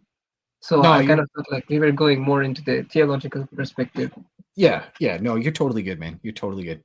It's a good question. And I think it still relates to what I'm asking, what I'm talking about, because I'm giving the positive evidence. And I'm just saying at best, this just a paradox at best lowers the prior. But then you look at all the positive evidence and it's like, paradox or no paradox, there's too much evidence that Jesus claimed to be God and was a man. Yeah. And there's all these things that verify it. Yeah. Thank you very much. Thank you very much, Sherry. Yeah. Take care. God bless you. All right. Awesome. Let's get to some super chats. If you guys like this, find this to be helpful, hit the like button. Hit that like button like St. Nick hit Arius. Slap it, punch it, all that stuff. Also, if you are a channel member or a patron, I just wanted to say thank you so much for supporting this ministry on a monthly basis. It does not go unnoticed or unappreciated. I thank God for you guys all the time and pray for you. And if you want to become a patron or become a channel member, you can just check the description of any video besides the live right now, because it just doesn't have it in there. But any of my old videos, my most recent video, all those links are there. Patreon is just patreon.com/isjesusalive, and it helps me keep the lights on and the diapers on the baby and all that good stuff. So thank you guys so much for doing that. Let's go to some quick super chats real quick, and then we'll bring up the next guest. Can you respond to CJ Cornthwaite. He's a new PhD YouTuber who says the Bible isn't reliable, but still calls himself a Christian liberal. Yeah, I've seen a few of his videos, and I have to be completely honest. I am very, very unimpressed. I was talking to my friend the other day, and he seems like a nice guy. I'm not trying to be critical of him personally, but he sounds like somebody who took, like, I know he says he's a PhD, but it feels like he read, like, he went through like 1 year at a liberal arts college and had like a skeptical professor criticize the New Testament, and he's parroting those arguments. He just, there's a lot of bad arguments, like the census argument that I went through with the previous couple callers before. Like, it's just a lot of the same recycled kind of stuff. So I'm open to responding to him. I think if I did it, it would have to be on a live, because I think it would take more of like a deep dive. But I may have my friend Jonathan McClatchy join me for one of those, because we both kind of watched his videos and we're just kind of dumbfounded and shocked by the sophomoric objections that he makes to the reliability of the Gospels. Shots fired. Whoa, you know. But anyways, yeah, I don't find him to be very persuasive. But I do think the objections that he raises are very, very common, and he articulates them very, very well. And so I think his content is at least worth responding to.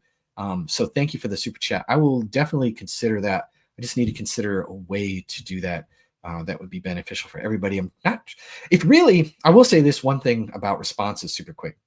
If you watch my channel consistently, I already am kind of responding in a way to a lot of people. It's just indirect.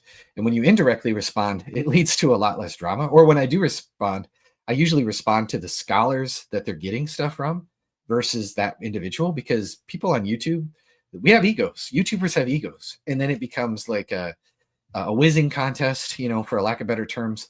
And, you know, everybody's trying to dunk on one another. If anything, I would love to talk to CJ. I think that would be a fun conversation.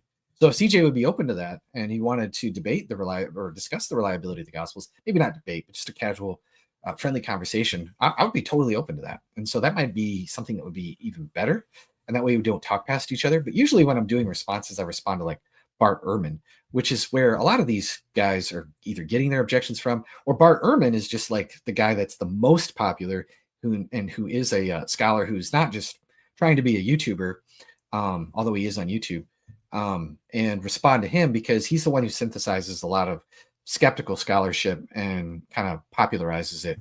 And so a lot of that is kind of me already doing exactly what you're talking about. So I have doubts. How can I call in? I put up the banner. Very good question. Eating cakes. Thank you for this $2 super chat. I'm sorry you had to spend $2 to ask that. It is actually pinned, just like you would see on like Avery's channel or any other live call-in. We always pin it at the top of the chat. And so non-Christians and doubting Christians are welcome to join. Just see the pinned chat comment. And so if there is no sin in heaven, how did Lucifer and other agents rebel? That's because at one point there was sin in heaven. But I think because of what Lucifer did was so terrible, and think about what it has led to, I don't think people, even if they do have free will in heaven, will want to repeat such a horrible thing and start that all over again. So I don't think those choices are necessarily going to be there. But yeah, no, that's a very good question. People ask that a lot. Well, if there's no sin in heaven and people have free will, then how can we guarantee that, like, when you get to heaven, people won't, you know, mess it all up again? And I think we've lived through a fallen world, and angels have seen Lucifer's fall and seen what it led to and all the devastation and death and horror and everything like that. Lucifer didn't have that previous experience. Okay. Adam didn't have that previous experience. I don't think anybody's going to want to repeat that. And so also, I don't think the same things are going to be there that would tempt us. Yes, Lucifer did have his own pride to tempt him. We won't have the flesh to tempt us. We won't have a tempter to tempt us. But yeah, that's a very brief kind of explanation. I do have a blog post on this, is jesusalive.com. I don't know the exact title of the article, but I'll try and post it in the chat. All right, let's move to the next caller if we can. Let me look at the private chat. Again, if you are calling in and you are like, I don't know, you just say like who you are.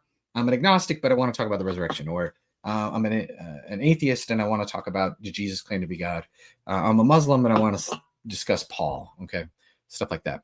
And so let's see. Got to put the kids to sleep next time, Bible guy. Oh, sorry, Bible guy, I didn't get to you. Let's see. David, is David still here?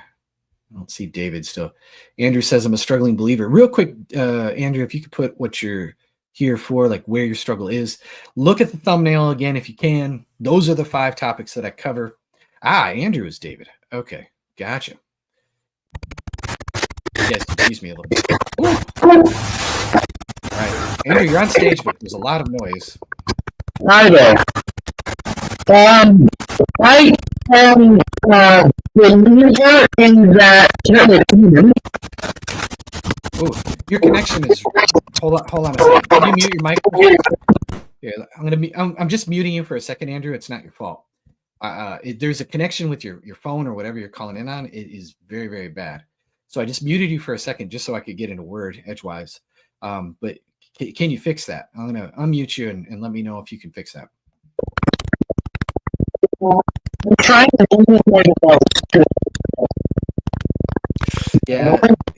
Yeah, that's just. I'm really sorry, David. I call back in again when you can get to a more stable connection, because that is bad. I'm really sorry. I definitely want to talk to you, but I just can't because it is the connection is just too bad. And so if you were here and you are still hanging backstage, go ahead and I'm going to kick you. It's not because I'm kicking you because I don't want to talk to you. It's just we already talked, and it's just kind of cluttering and not letting other people join. And so let me see. Let's go through here. Curious, discuss Paul. Okay, Andrew, Sterling Believer. Help me. Jaden Willis. Are you still Jaden? If you could tell me just what your struggles are real quick, that would be great. So doubt, like what specifically? Is it reliability of the Gospels? Is it resurrection of Jesus? Again, the 5 topics on the thumbnail are the areas that I would go through the most. I see a Juan back there. Again, if you guys could just put in, like, I'm agnostic and I want to talk resurrection. Jaden, resurrection. Okay, Jaden, I could do that. All right. Jaden. Yes, sir. How can I help you? Hello, how you doing, man? I'm keeping it as real as the streets. Know what I mean? Sir. Okay, that's terrible. Unk still got it. So anyway, go ahead. Yeah, so I'm doubting the resurrection. I've been doubting for a good month now. Okay. And I tend to focus on other people's opinions, of the resurrection. Like Bart Ehrman, I might consider him, I might, like he doesn't believe in the resurrection and he's kind of smart, and I tend to, doubt when other people don't, Sure. I mean, if go ahead. Yeah, I just doubt based on other people's belief somehow. Like, I don't know what's wrong with me. I don't know why I do that. Well, like I said earlier, and I don't know if you caught the previous part of the stream, but I do work for a ministry, volunteer for a ministry called Talk About Doubts. You can check it out, talkaboutdoubts.com. We do like one-on-one, 2-on-1 private Zoom calls. But I kind of give people a little bit of a taste of what we're doing on these lives a little bit. Mm-hmm. And so it's super common, as Paul said, there's no temptation that has seized you except what's common to man. Right. Right. And so we talk to people, you go on the internet and you see intelligent people like Bart Ehrman or Dan McClellan, and, these different people that say stuff with a lot of confidence. Yeah. And sure, they're smart, they're scholars. And you would think, well, if the resurrection was true, like, well, why doesn't every scholar believe in it? Right. Right. And so now you also have to remember that people are people, and people have bias, and people have presuppositions. Christians have them too. And so what we have to do is we have to be aware of our own bias. And then what we want to do is we want to kind of mitigate against our own bias in the sense of, like, we don't want to have so much confirmation bias that we can't see the holes in our own beliefs. But what I find a lot of doubting Christians go through is they have something what my friend Jonathan McClatchy calls is disconfirmation bias. And that is when you look at, like, you almost gaslight yourself. You don't trust yourself.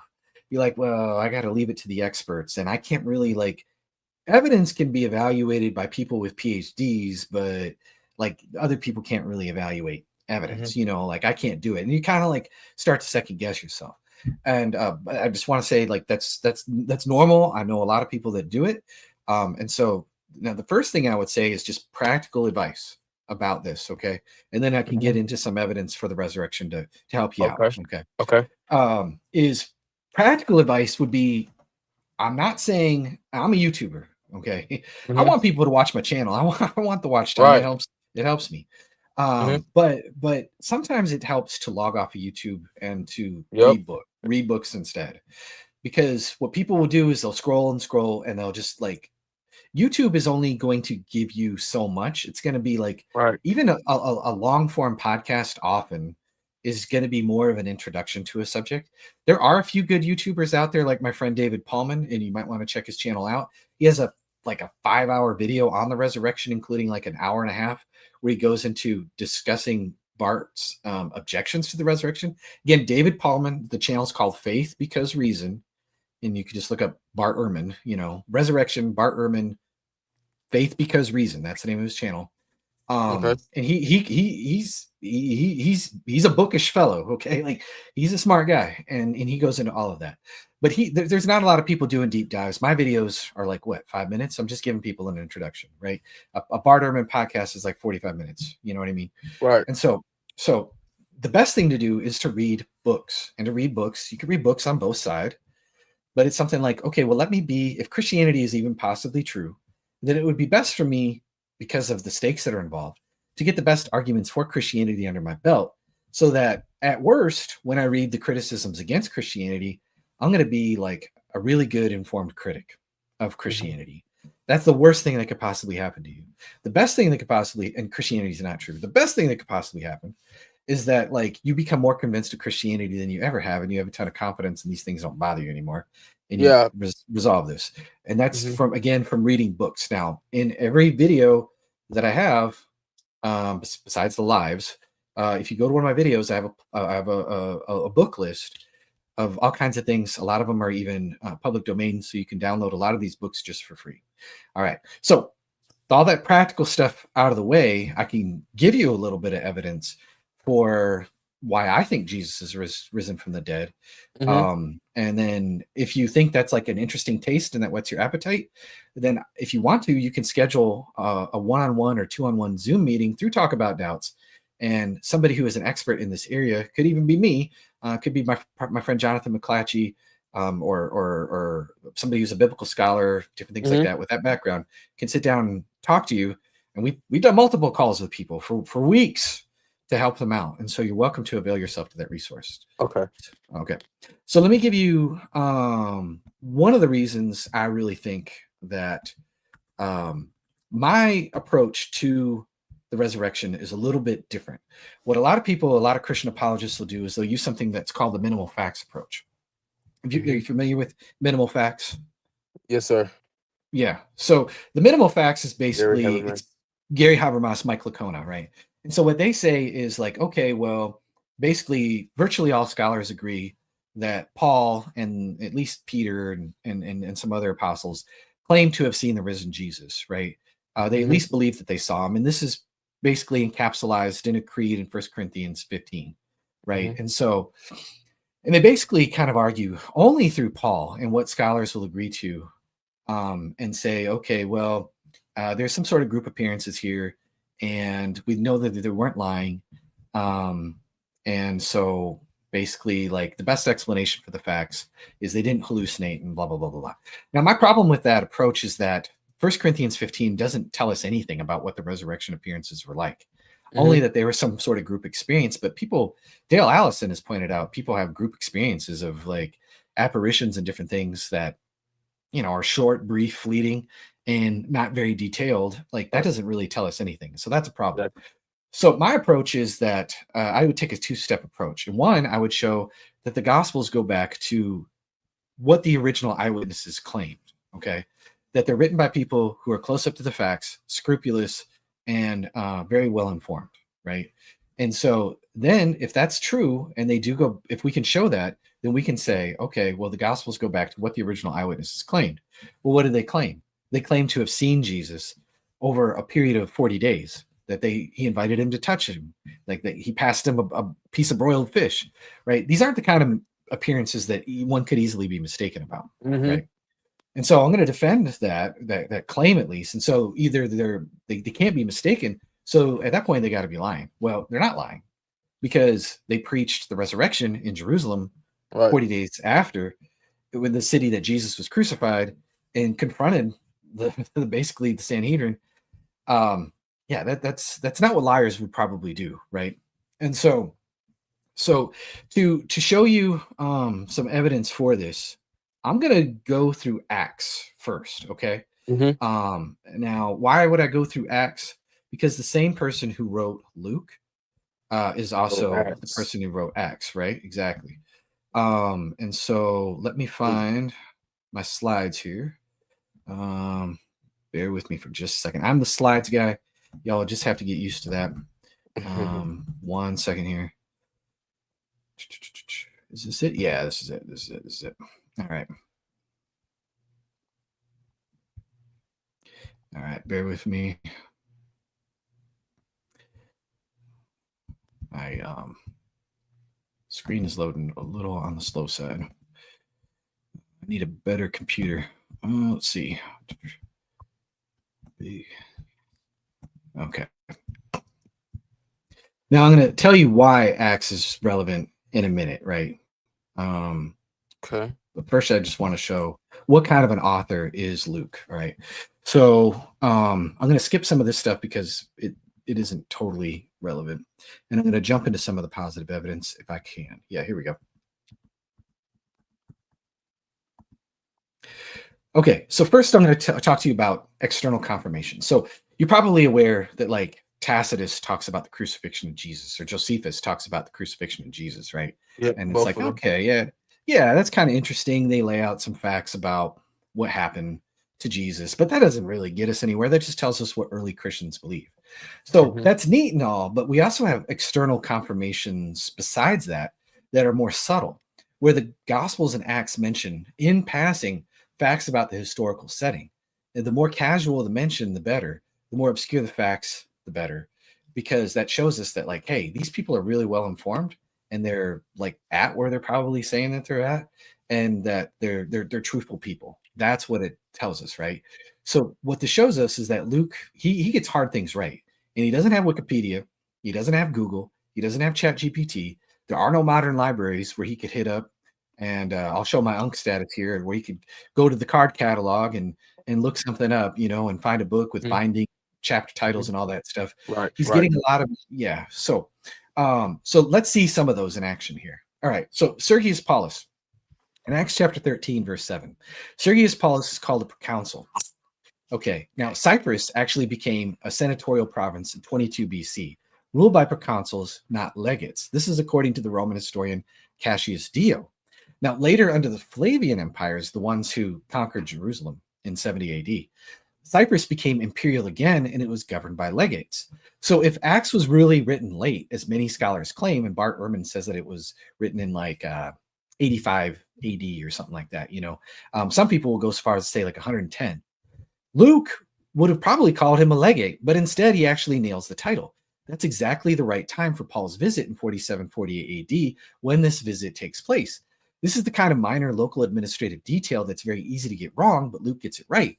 Not only that, but we have an inscription from Solai, which is in Cyprus, that mentions in the proconsulship, and you can see it on the screen there, of Paulus.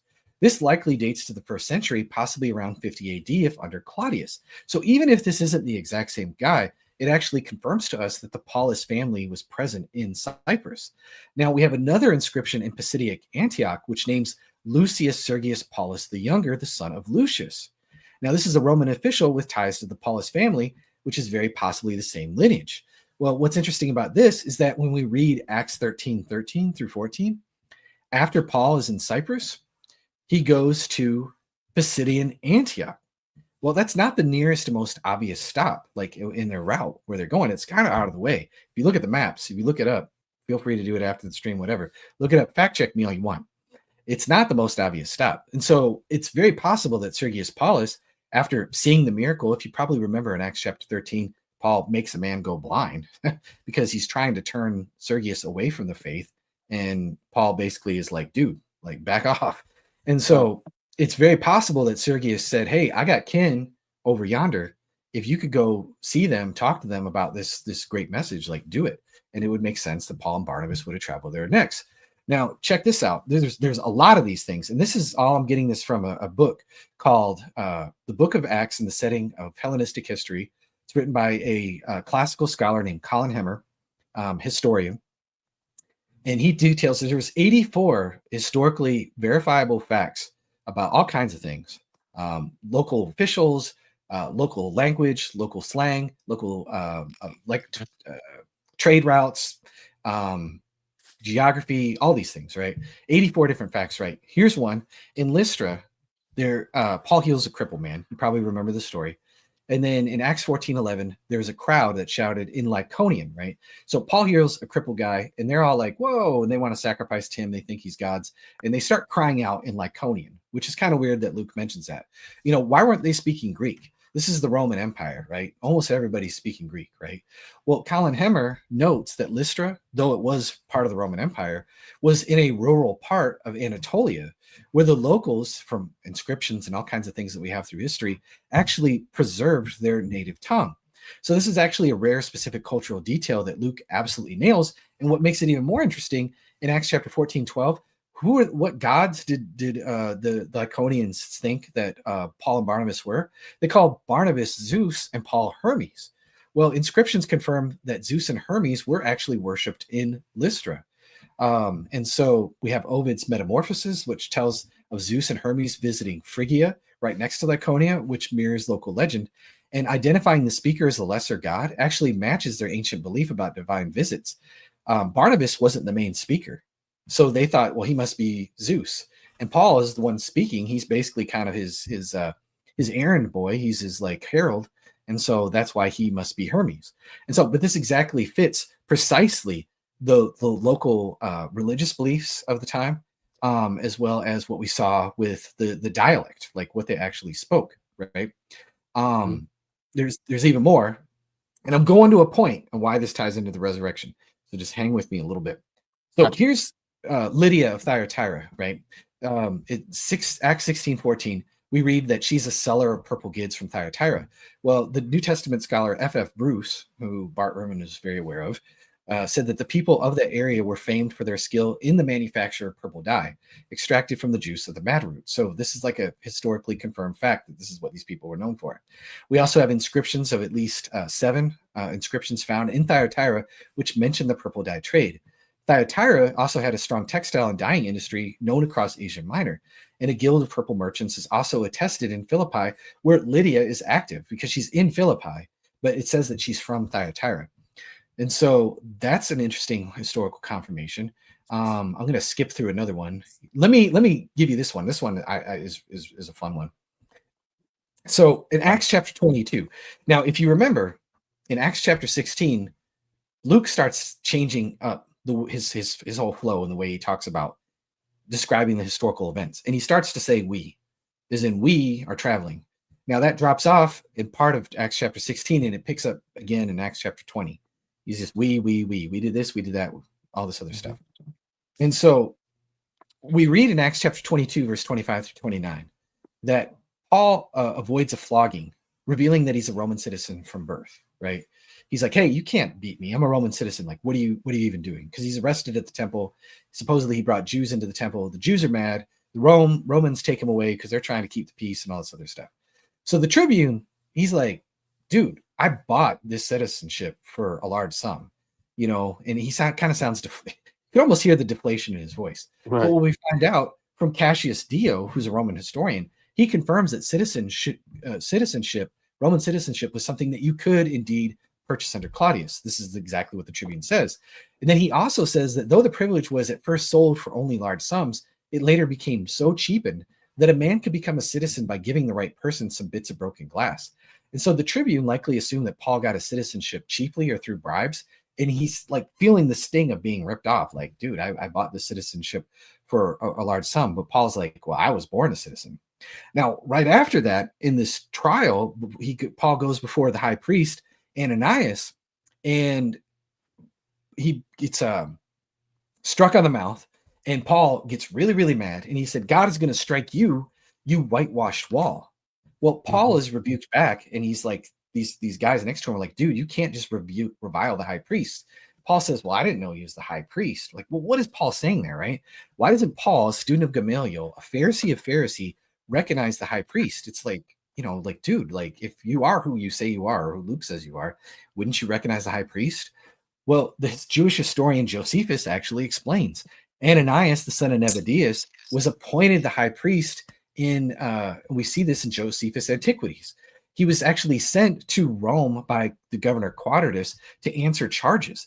Basically, he was going around, he had people that were working under him who were going around collecting tithes like a mob of gang enforcers, and it was not good, right? And so he was sent to Rome to answer for his shenanigans. And though he was ultimately acquitted, there was enough smoke around him to where he was not restored to his office.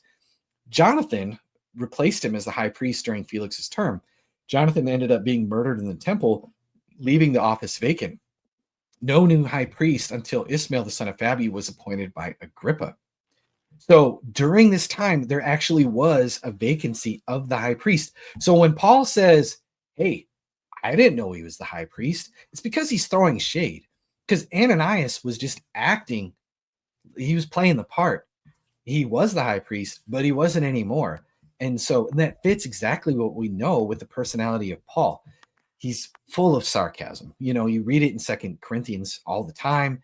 He's constantly like, grilling people with sarcasm. There's the whole use of sarcasm in Galatians chapter 5, verse 12, where he's talking about the Judaizers. And he's like, hey, you like circumcision so much, go ahead and cut the whole thing off, while you're at it. And so it very much fits with Paul's character. And it also fits exactly, more importantly, with the historical setting at the time. And like I said, there are 84 of these different kind of facts. And so what does Bart Ehrman do with this kind of stuff? And I'll tell you again, I'm going to get to why this fits with the resurrection. And so in a blog post, Bart Ehrman says that the external confirmations, like the ones I'm talking about, are totally irrelevant. But Bart also says that if Luke makes historical errors, that matters. That's a big deal. But if getting historical details wrong is evidence against the historical trustworthiness of Acts, then getting them right is absolutely evidence for it. Like, dude, you can't have it both ways. Like, that's not how this works. Now, what would it be like if Acts were fiction? Well, the author would have somehow gathered all these obscure details. Remember, no Google, Wikipedia, no ChatGPT. The author would have made up travels for Paul, pretended to be his companion, scattered obscure details casually everywhere, and inventing a genre that didn't even exist at the time. The whole genre of modern historical fiction didn't exist until I think the 1800s or 1700s or something like that. And so that's a genre that doesn't exist. And if you read the book of Acts versus like the Acts of Paul and Thecla or the Acts of Thomas, like, dude, it's a night and day difference, right? Then the author would have created a hoax by pretending that this was real history. And then he sent this carefully prepared hoax to somebody who probably hadn't traveled to all of these places themselves and probably didn't know these details themselves, and therefore couldn't even be impressed by their accuracy. But then Ehrman thinks that Acts was written in the 80s, well after Paul's epistles, but that he says that Paul's letters in the book of Acts contradict each other. Well, the alleged contradictions are contrived and easily harmonized, and I go over them in this same presentation in a stream I did a few weeks ago called the Big Act Stream. Bit of a cheeky title. I know my puns are buns. I'm sorry for the lame dad jokes. But anyways, the contradictions are pretty contrived and easily harmonized. But what they do show is independence. It shows that Luke wasn't using Paul's letters. But think about it. What kind of a super clever hoaxer does that? He's going to reach all these obscure details about geography and language and who's local officials and different things like that, but he can't even bother to avoid apparent contradictions with Paul's letters, which would already have been in circulation by the time Ehrman thinks that Acts was written. Dude, that doesn't even make sense. All right, now why is this important? How does this deal with the resurrection? Well, let me show you. So if you go to Acts chapter 21, what does Paul say, or what does Luke say in his prologue? Do you remember? No, sir. Okay, no worries. Let's look at it real quick. We'll go to that.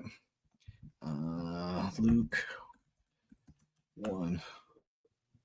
He says, many have undertaken to draw up account of things that have been fulfilled among us, just as were handed down to us by those who were first eyewitnesses and servants of the word. With this in mind, since I myself have carefully investigated everything from the beginning, I too decided to write an orderly account for you, most excellent Theophilus, so that you might know the certainty of the things that you taught. So what does he mention here? He mentions eyewitnesses, servants of the word, careful investigation, everything from the beginning. Okay, so what I just showed, I think, is good evidence, and there's more other evidence that I didn't even get into between how Paul's letters relate with the book of Acts, but they show that he's a traveling companion of Paul. Well, if he's traveling with Paul, especially in Acts chapter 21, especially with Paul in Acts chapter 20 through the end of the book, it says right here, and I got to find verse 18. Probably should get verse numbers here. 1 second.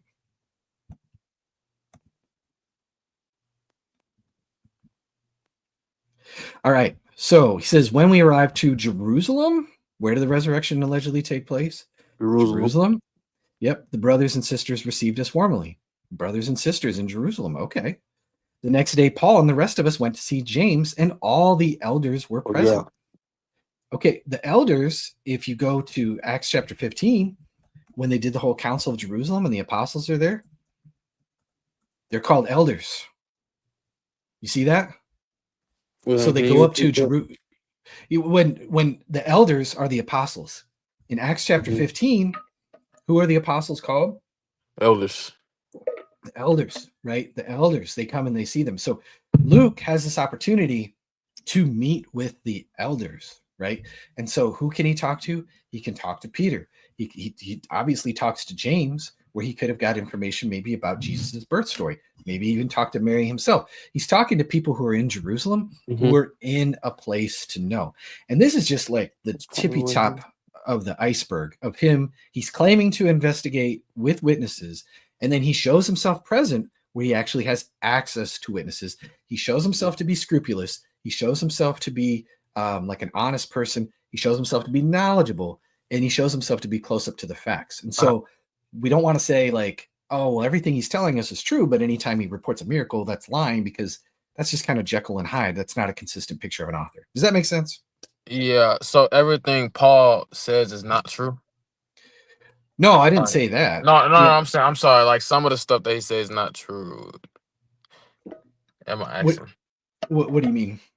Like who is Paul? Like is what I'm asking. Like is he like the messenger, or like, is he like the messenger of Jesus, or? Well, yeah, he's an apostle, right? Where this also shows if Luke did travel with Paul, Paul meets Jesus on the road to Damascus, has a vision of Jesus, hears a voice, but and is even blinded. And that if everything that I'm saying is true, then all that information too about Paul's experience with Jesus, who he saw Jesus later, after the resurrection, but in a vision.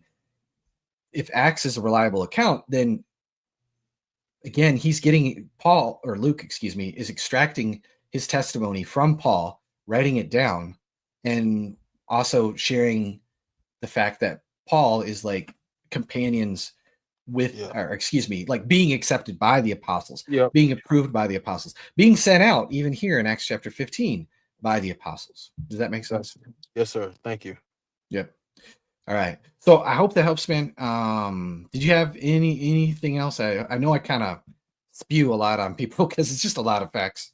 Yeah. But hopefully this was helpful. And again, if you have those doubts and you want to check out talkaboutdoubts.com and get more of this is just a tiny taste. We could go through lots of evidence with you and help you out. Sir, I have one more question, if you don't mind.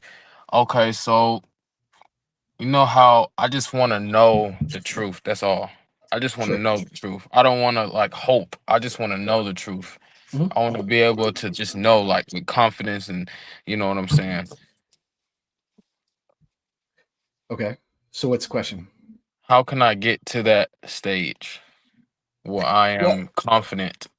Yeah. Again, like I said, the best thing you can do is at the very beginning of the conversation is read the books. Don't put down TikTok, put down YouTube for a little bit. Get the books, sit down, read them. I'm not telling you to not read con, read pro and con, but just get the strong side of the pro first, to where you can at least articulate the argument to the degree that to where you can articulate it to somebody else, like what I'm articulating to you right now. If you can at least understand it and then look at the arguments against it, and then what I find for me is seeing all the positive evidence for Christianity and all of these things. I also find when I look at the other arguments I just don't. They're very less than persuasive to me, in light of all the full scope of the evidence that I know. And so it doesn't mean that I have like all my questions answered. It doesn't mean that I have like 100% historical certainty, but it does mean that I have like a very high confidence level that this is true. Besides just my own spiritual experience, this like all of this just validates in line with that. So yeah, agreed. Yeah. Okay. Cool, man. Well, it was nice to talk to you, Jaden, and thanks so much for the good questions. And again, check out Talk About Doubts if that's something that you'd be interested in, and avail yourself to that. Okay. Thank you so much, man. You have a nice one. God bless you. Yeah, you too. All right. Let's go to some quick super chats. I could probably do one more. No more extra super chats yet. Let's see. In the private chat, Cayenne. Okay, I hope I'm saying your name right. Cayenne, what's up, man? Hi, hello. It's actually Kian. Kian. Okay, yeah, thank you. Thank you. So I have a number of questions, but let's start with the most specific one. Responding to Jesus's appearances, one thing which strikes me is why would it not be in other sources, like after the resurrection? Apparently, the Gospels say that around 700, that at one stage, I think around 500, 700 people saw him. That's in First Corinthians. Yes, that's it. Yeah, it's First Corinthians. Yep. Yes. Why would that not be recorded in things like Josephus or I'd imagine that would cause much more of a stir than it seems to in if we read the other sources. Well, Josephus does mention that they at least believed that they saw Jesus after he appeared to them. And so the work of T.C. Schmidt is he's a really biblical scholar and historian, shows that really a lot of people say that Josephus was interpolated and all these other things.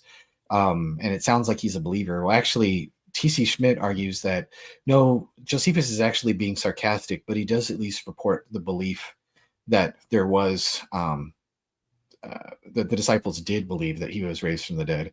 And so at least that is itself recorded. And we also have critics of Christianity who obviously in the 2nd century, like Celsus, who mentioned this belief in the resurrection and different things like that. And so it is there.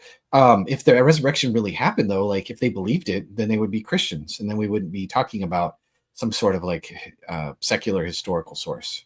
They would be Christians, and they would believe it. And so that's not the kind of evidence that I think is really important. What the important evidence is, as I was talking about with the previous gentleman, was what we want to see is, are they written by people who are actually close up to the facts, and are they honest people who are trying to get things right, and what kind of facts are they reporting? And so I think that's way more valuable of evidence, because what you can do is you can build a circumstantial case where you have thing after thing after thing after thing after thing that shows us what kind of authors that they are, and through a number of different sources. And the thing about a cumulative case is a bunch of things put together can be just as strong as one big piece of evidence. Do you see what I'm saying? They could equal to one giant piece of evidence. Yes, I understand what you're saying, and I agree. Another question, I guess this would be more scriptural than historical, is is there any basis for the just war theory within the New Testament? That is something I sometimes. Yeah, that's probably not a good question that I would be able to answer. Yeah, I'm sorry. I shouldn't. Yeah, no, you're totally fine. You're totally fine with the New Testament. I understand the arguments of somebody like Greg Boyd, who is a pacifist or something like that, and I get kind of their arguments. And then I also you have people like Augustine who are the opposite, and other more recent people, and it's just not a topic I really interests me as much. I don't know why, but it just doesn't. And That's so, fair. yeah, I just don't have I Okay. probably wouldn't be Yeah. the one. Well, If that is like a warfare kind of thing, is like a genuine doubt again. We do have people who talk about like at talkaboutdoubts.com, like the slaughter of the Canaanites, or you know, and different things like that, and can answer those kind of questions. Oh. That's not exactly my wheelhouse. Okay. Actually, OT let's get to a real question. Old Testament reliability. What would you say there is much evidence for the plagues of Egypt? Oh, yeah. yeah, I get what you're saying. So, like, do we have like the same kind of evidence that we have for, say, the resurrection of Jesus as we would have like miracles in the Old Testament, like the Exodus or different things like that? And so I think there is good evidence for the Exodus, but like I am not like a person who can really like articulate that kind of evidence. That's not really my field. I know my friend Michael Jones has a series of videos on like the historical reliability of like the Israelite, you know, wandering in Canaan's land and the Exodus and different things like that. And so there are resources that are available. My thought on it is basically like, well, if Jesus really claimed to be God, and if he really did raise from the dead, and we really do have good evidence for that, and he's confirming over and over and over a lot of the broad outlines of what happened in the Old Testament, like the creation story, the Exodus, certain miracles in the Old Testament, like under Elijah and Elisha, and different things like that over and over and over again, and he's God, then I think he has a pretty good idea of like what he's talking about. And so now I think like if there are questions that are raised against the Old Testament that are like objections, then yeah, we should be able to look into those and answer those. And I do think there are like certain stories that are really well supported. I think the whole sacking of Jerusalem under Sennacherib and them leaving Hezekiah because of a plague is like really well historically attested through archaeology and different things in the text and stuff like that. And so I do think that like there are some things like that, but I don't think we're going to get they're years farther removed. The period of the Old Testament is much broader, and like the expectation I think is a little bit different than what we have like archaeologically wise 2,000 years ago and different things like that. Does that kind of make sense a little bit? Yeah, that makes sense. And I don't. It seems like there's another person who would who needs your time more than I do. So Yeah, it's all good, man. thank you Yeah. for. Oh, just one last question. Yeah. Is there any like this is purely me? Is there any historical fiction books like on the gospel on the gospel period that you'd recommend? I'm kind of interested. Oh, in that historical period now. fiction? I have no Yeah. idea. Yeah, Okay. I don't read fiction very much. All right. Have a good day, sir. Thank you. No, you're good. Take care.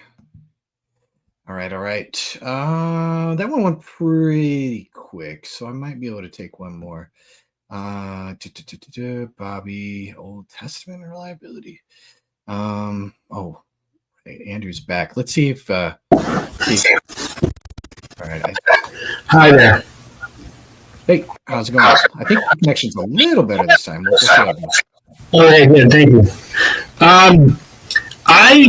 So I don't identify as a Christian per se, but I believe Yeshua, Jesus, is the Messiah, and I believe that the Bible testifies to his deity, although I struggle with it.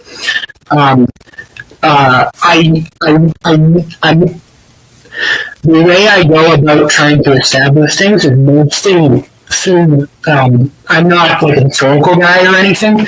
We're just trying to see prophecies in scripture. I've looked into some archaeological accounts as well.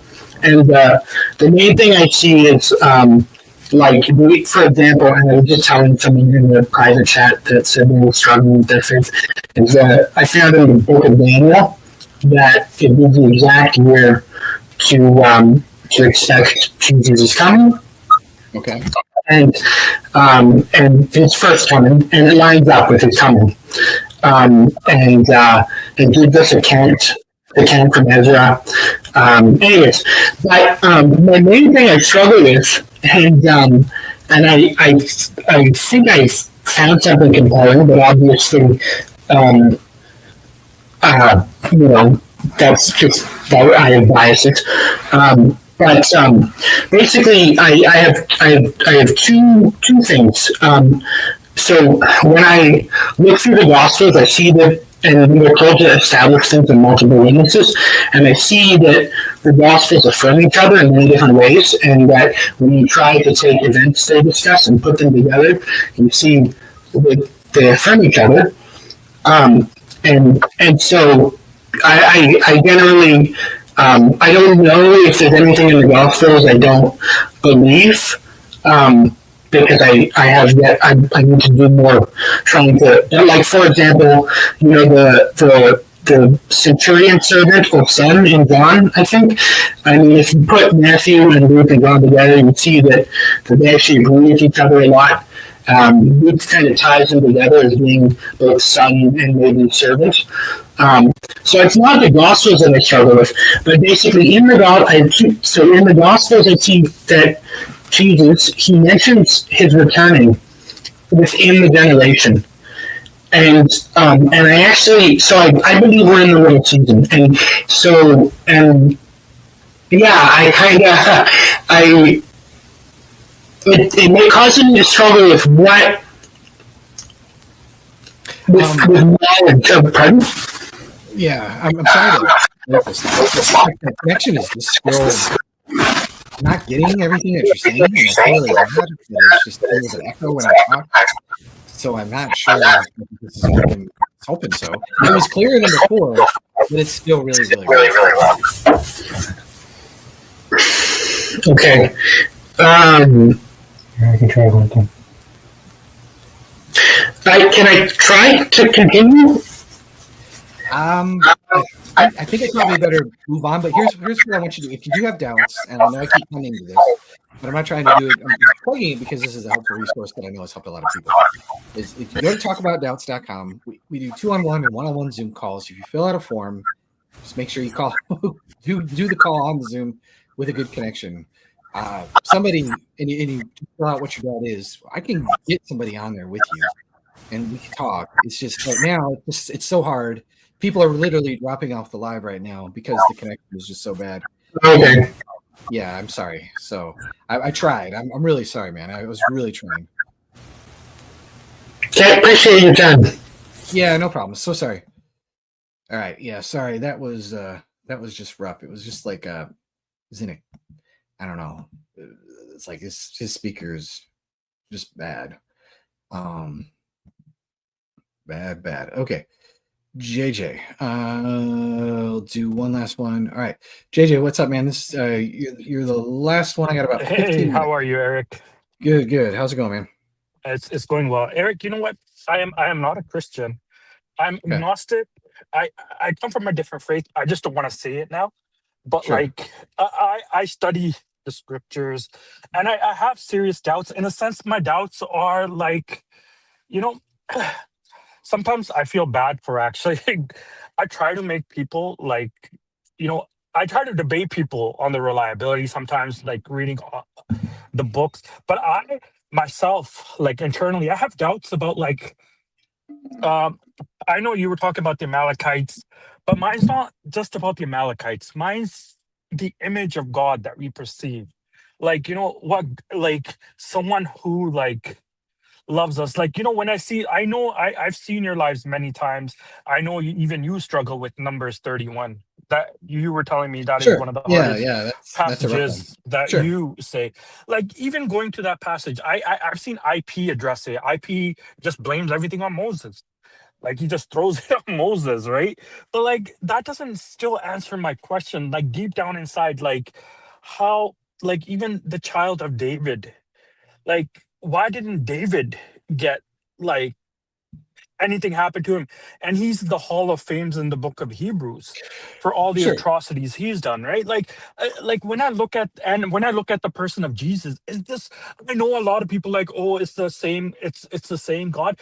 But like when you're reading it, when you're digesting it, it just doesn't seem to be the same person.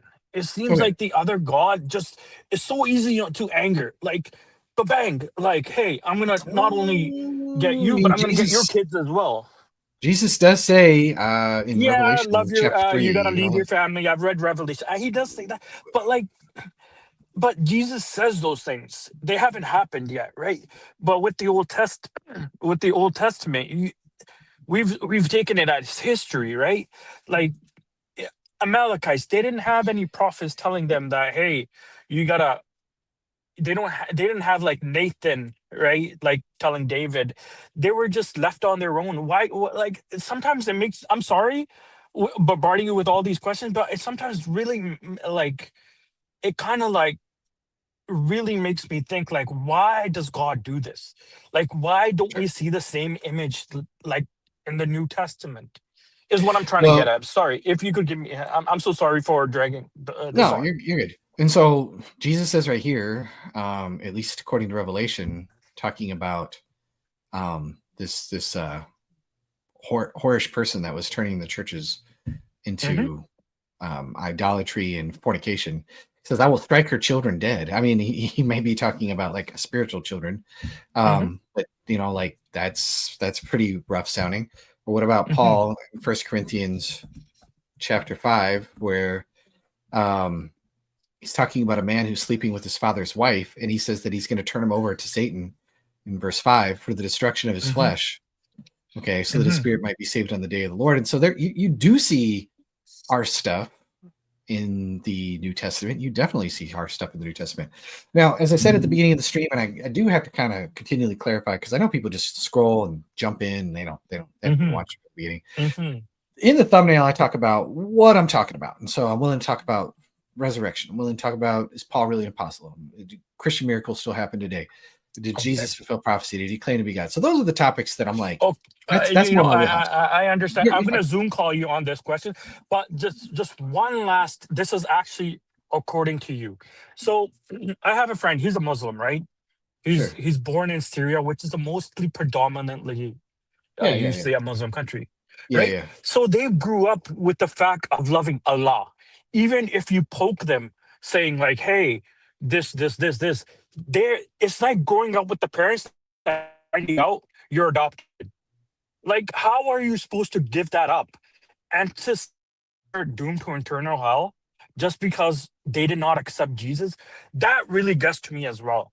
Like, why were they born in a Muslim nation to begin with, where I Okay, was born in a Christian nation, where sure. I have it easier than them because I wasn't Oop, he dropped. Oh, there he is. I'll bring him back real quick. even. He says he will give up his parents before he gives up Allah. Like, how do I, like, you understand what I'm saying? Like, this is something he grew up with, and all of a sudden So, he's finding I've given, like, I've showed him all these like different texts and all that, but like, is it fair for him to be born in a Muslim country and to have that love for Allah like his parents, more than his parents, and now just to say have to give that up, only Jesus is the way? Like, how do we go about that?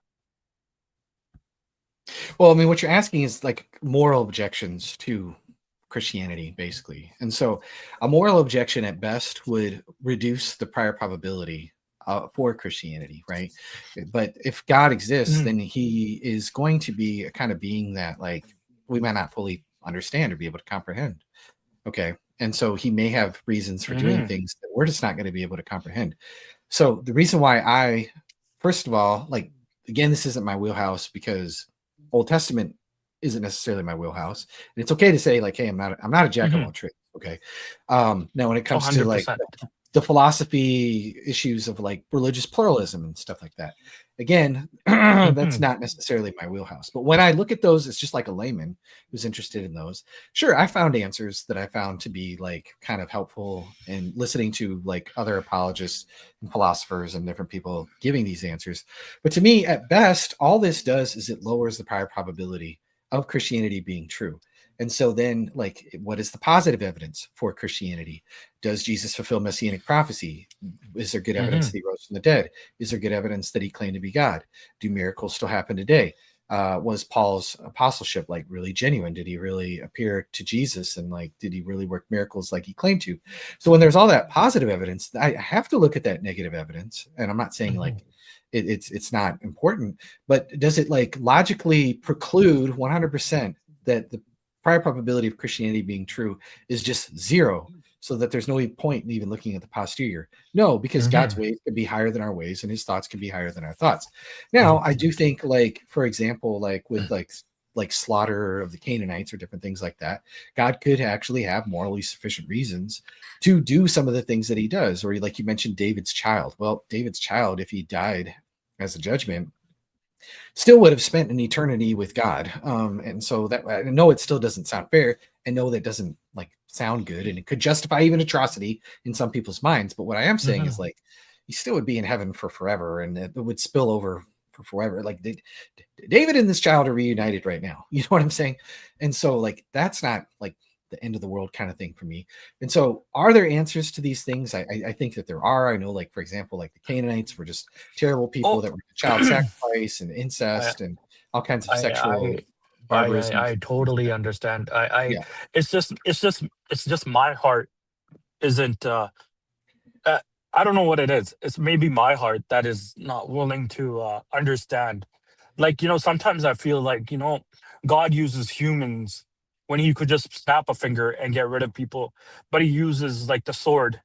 Like, you know what I'm saying? Like sometimes it's maybe my heart that I really need to like look into. Sure. To, like, no, it's troubling. It can be perplexing, and right? Like we don't fully understand. Yeah, I don't fully, even though I'm not Christian, but I still, I like, this is the honest truth. Like, people that I know that have come to Christ, their lives have changed, right? Like, they have like a different perspective in life, and I try, even though I might be like, maybe all I could say is maybe just pray for me that I don't like I try not to, like, just pray for me that I try not to be a hindrance in anyone's life or in anyone's way if they are going to go to Christ. This is what I would pray. Yeah. Well, yeah, no, I understand that. And so what I would say is there are people who have discussed these things,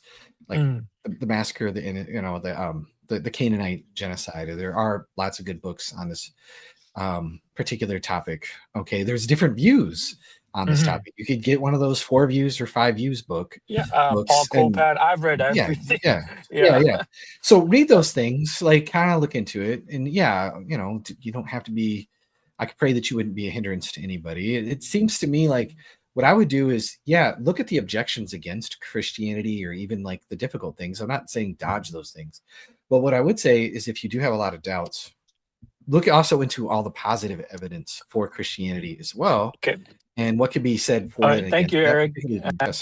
Yep. Oh, he fell off there. All right. I think he was wrapping. So, we'll leave it at that.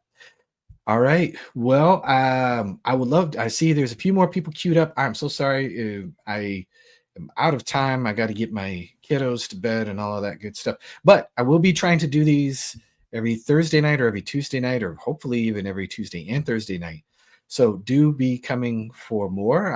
If you didn't get to talk to me, I can talk to you again. If you are a doubter, as I've mentioned before, and you have questions about Christianity, check out talkaboutdoubts.com. And again, you can get Zoom calls from people who have a background in all of these things.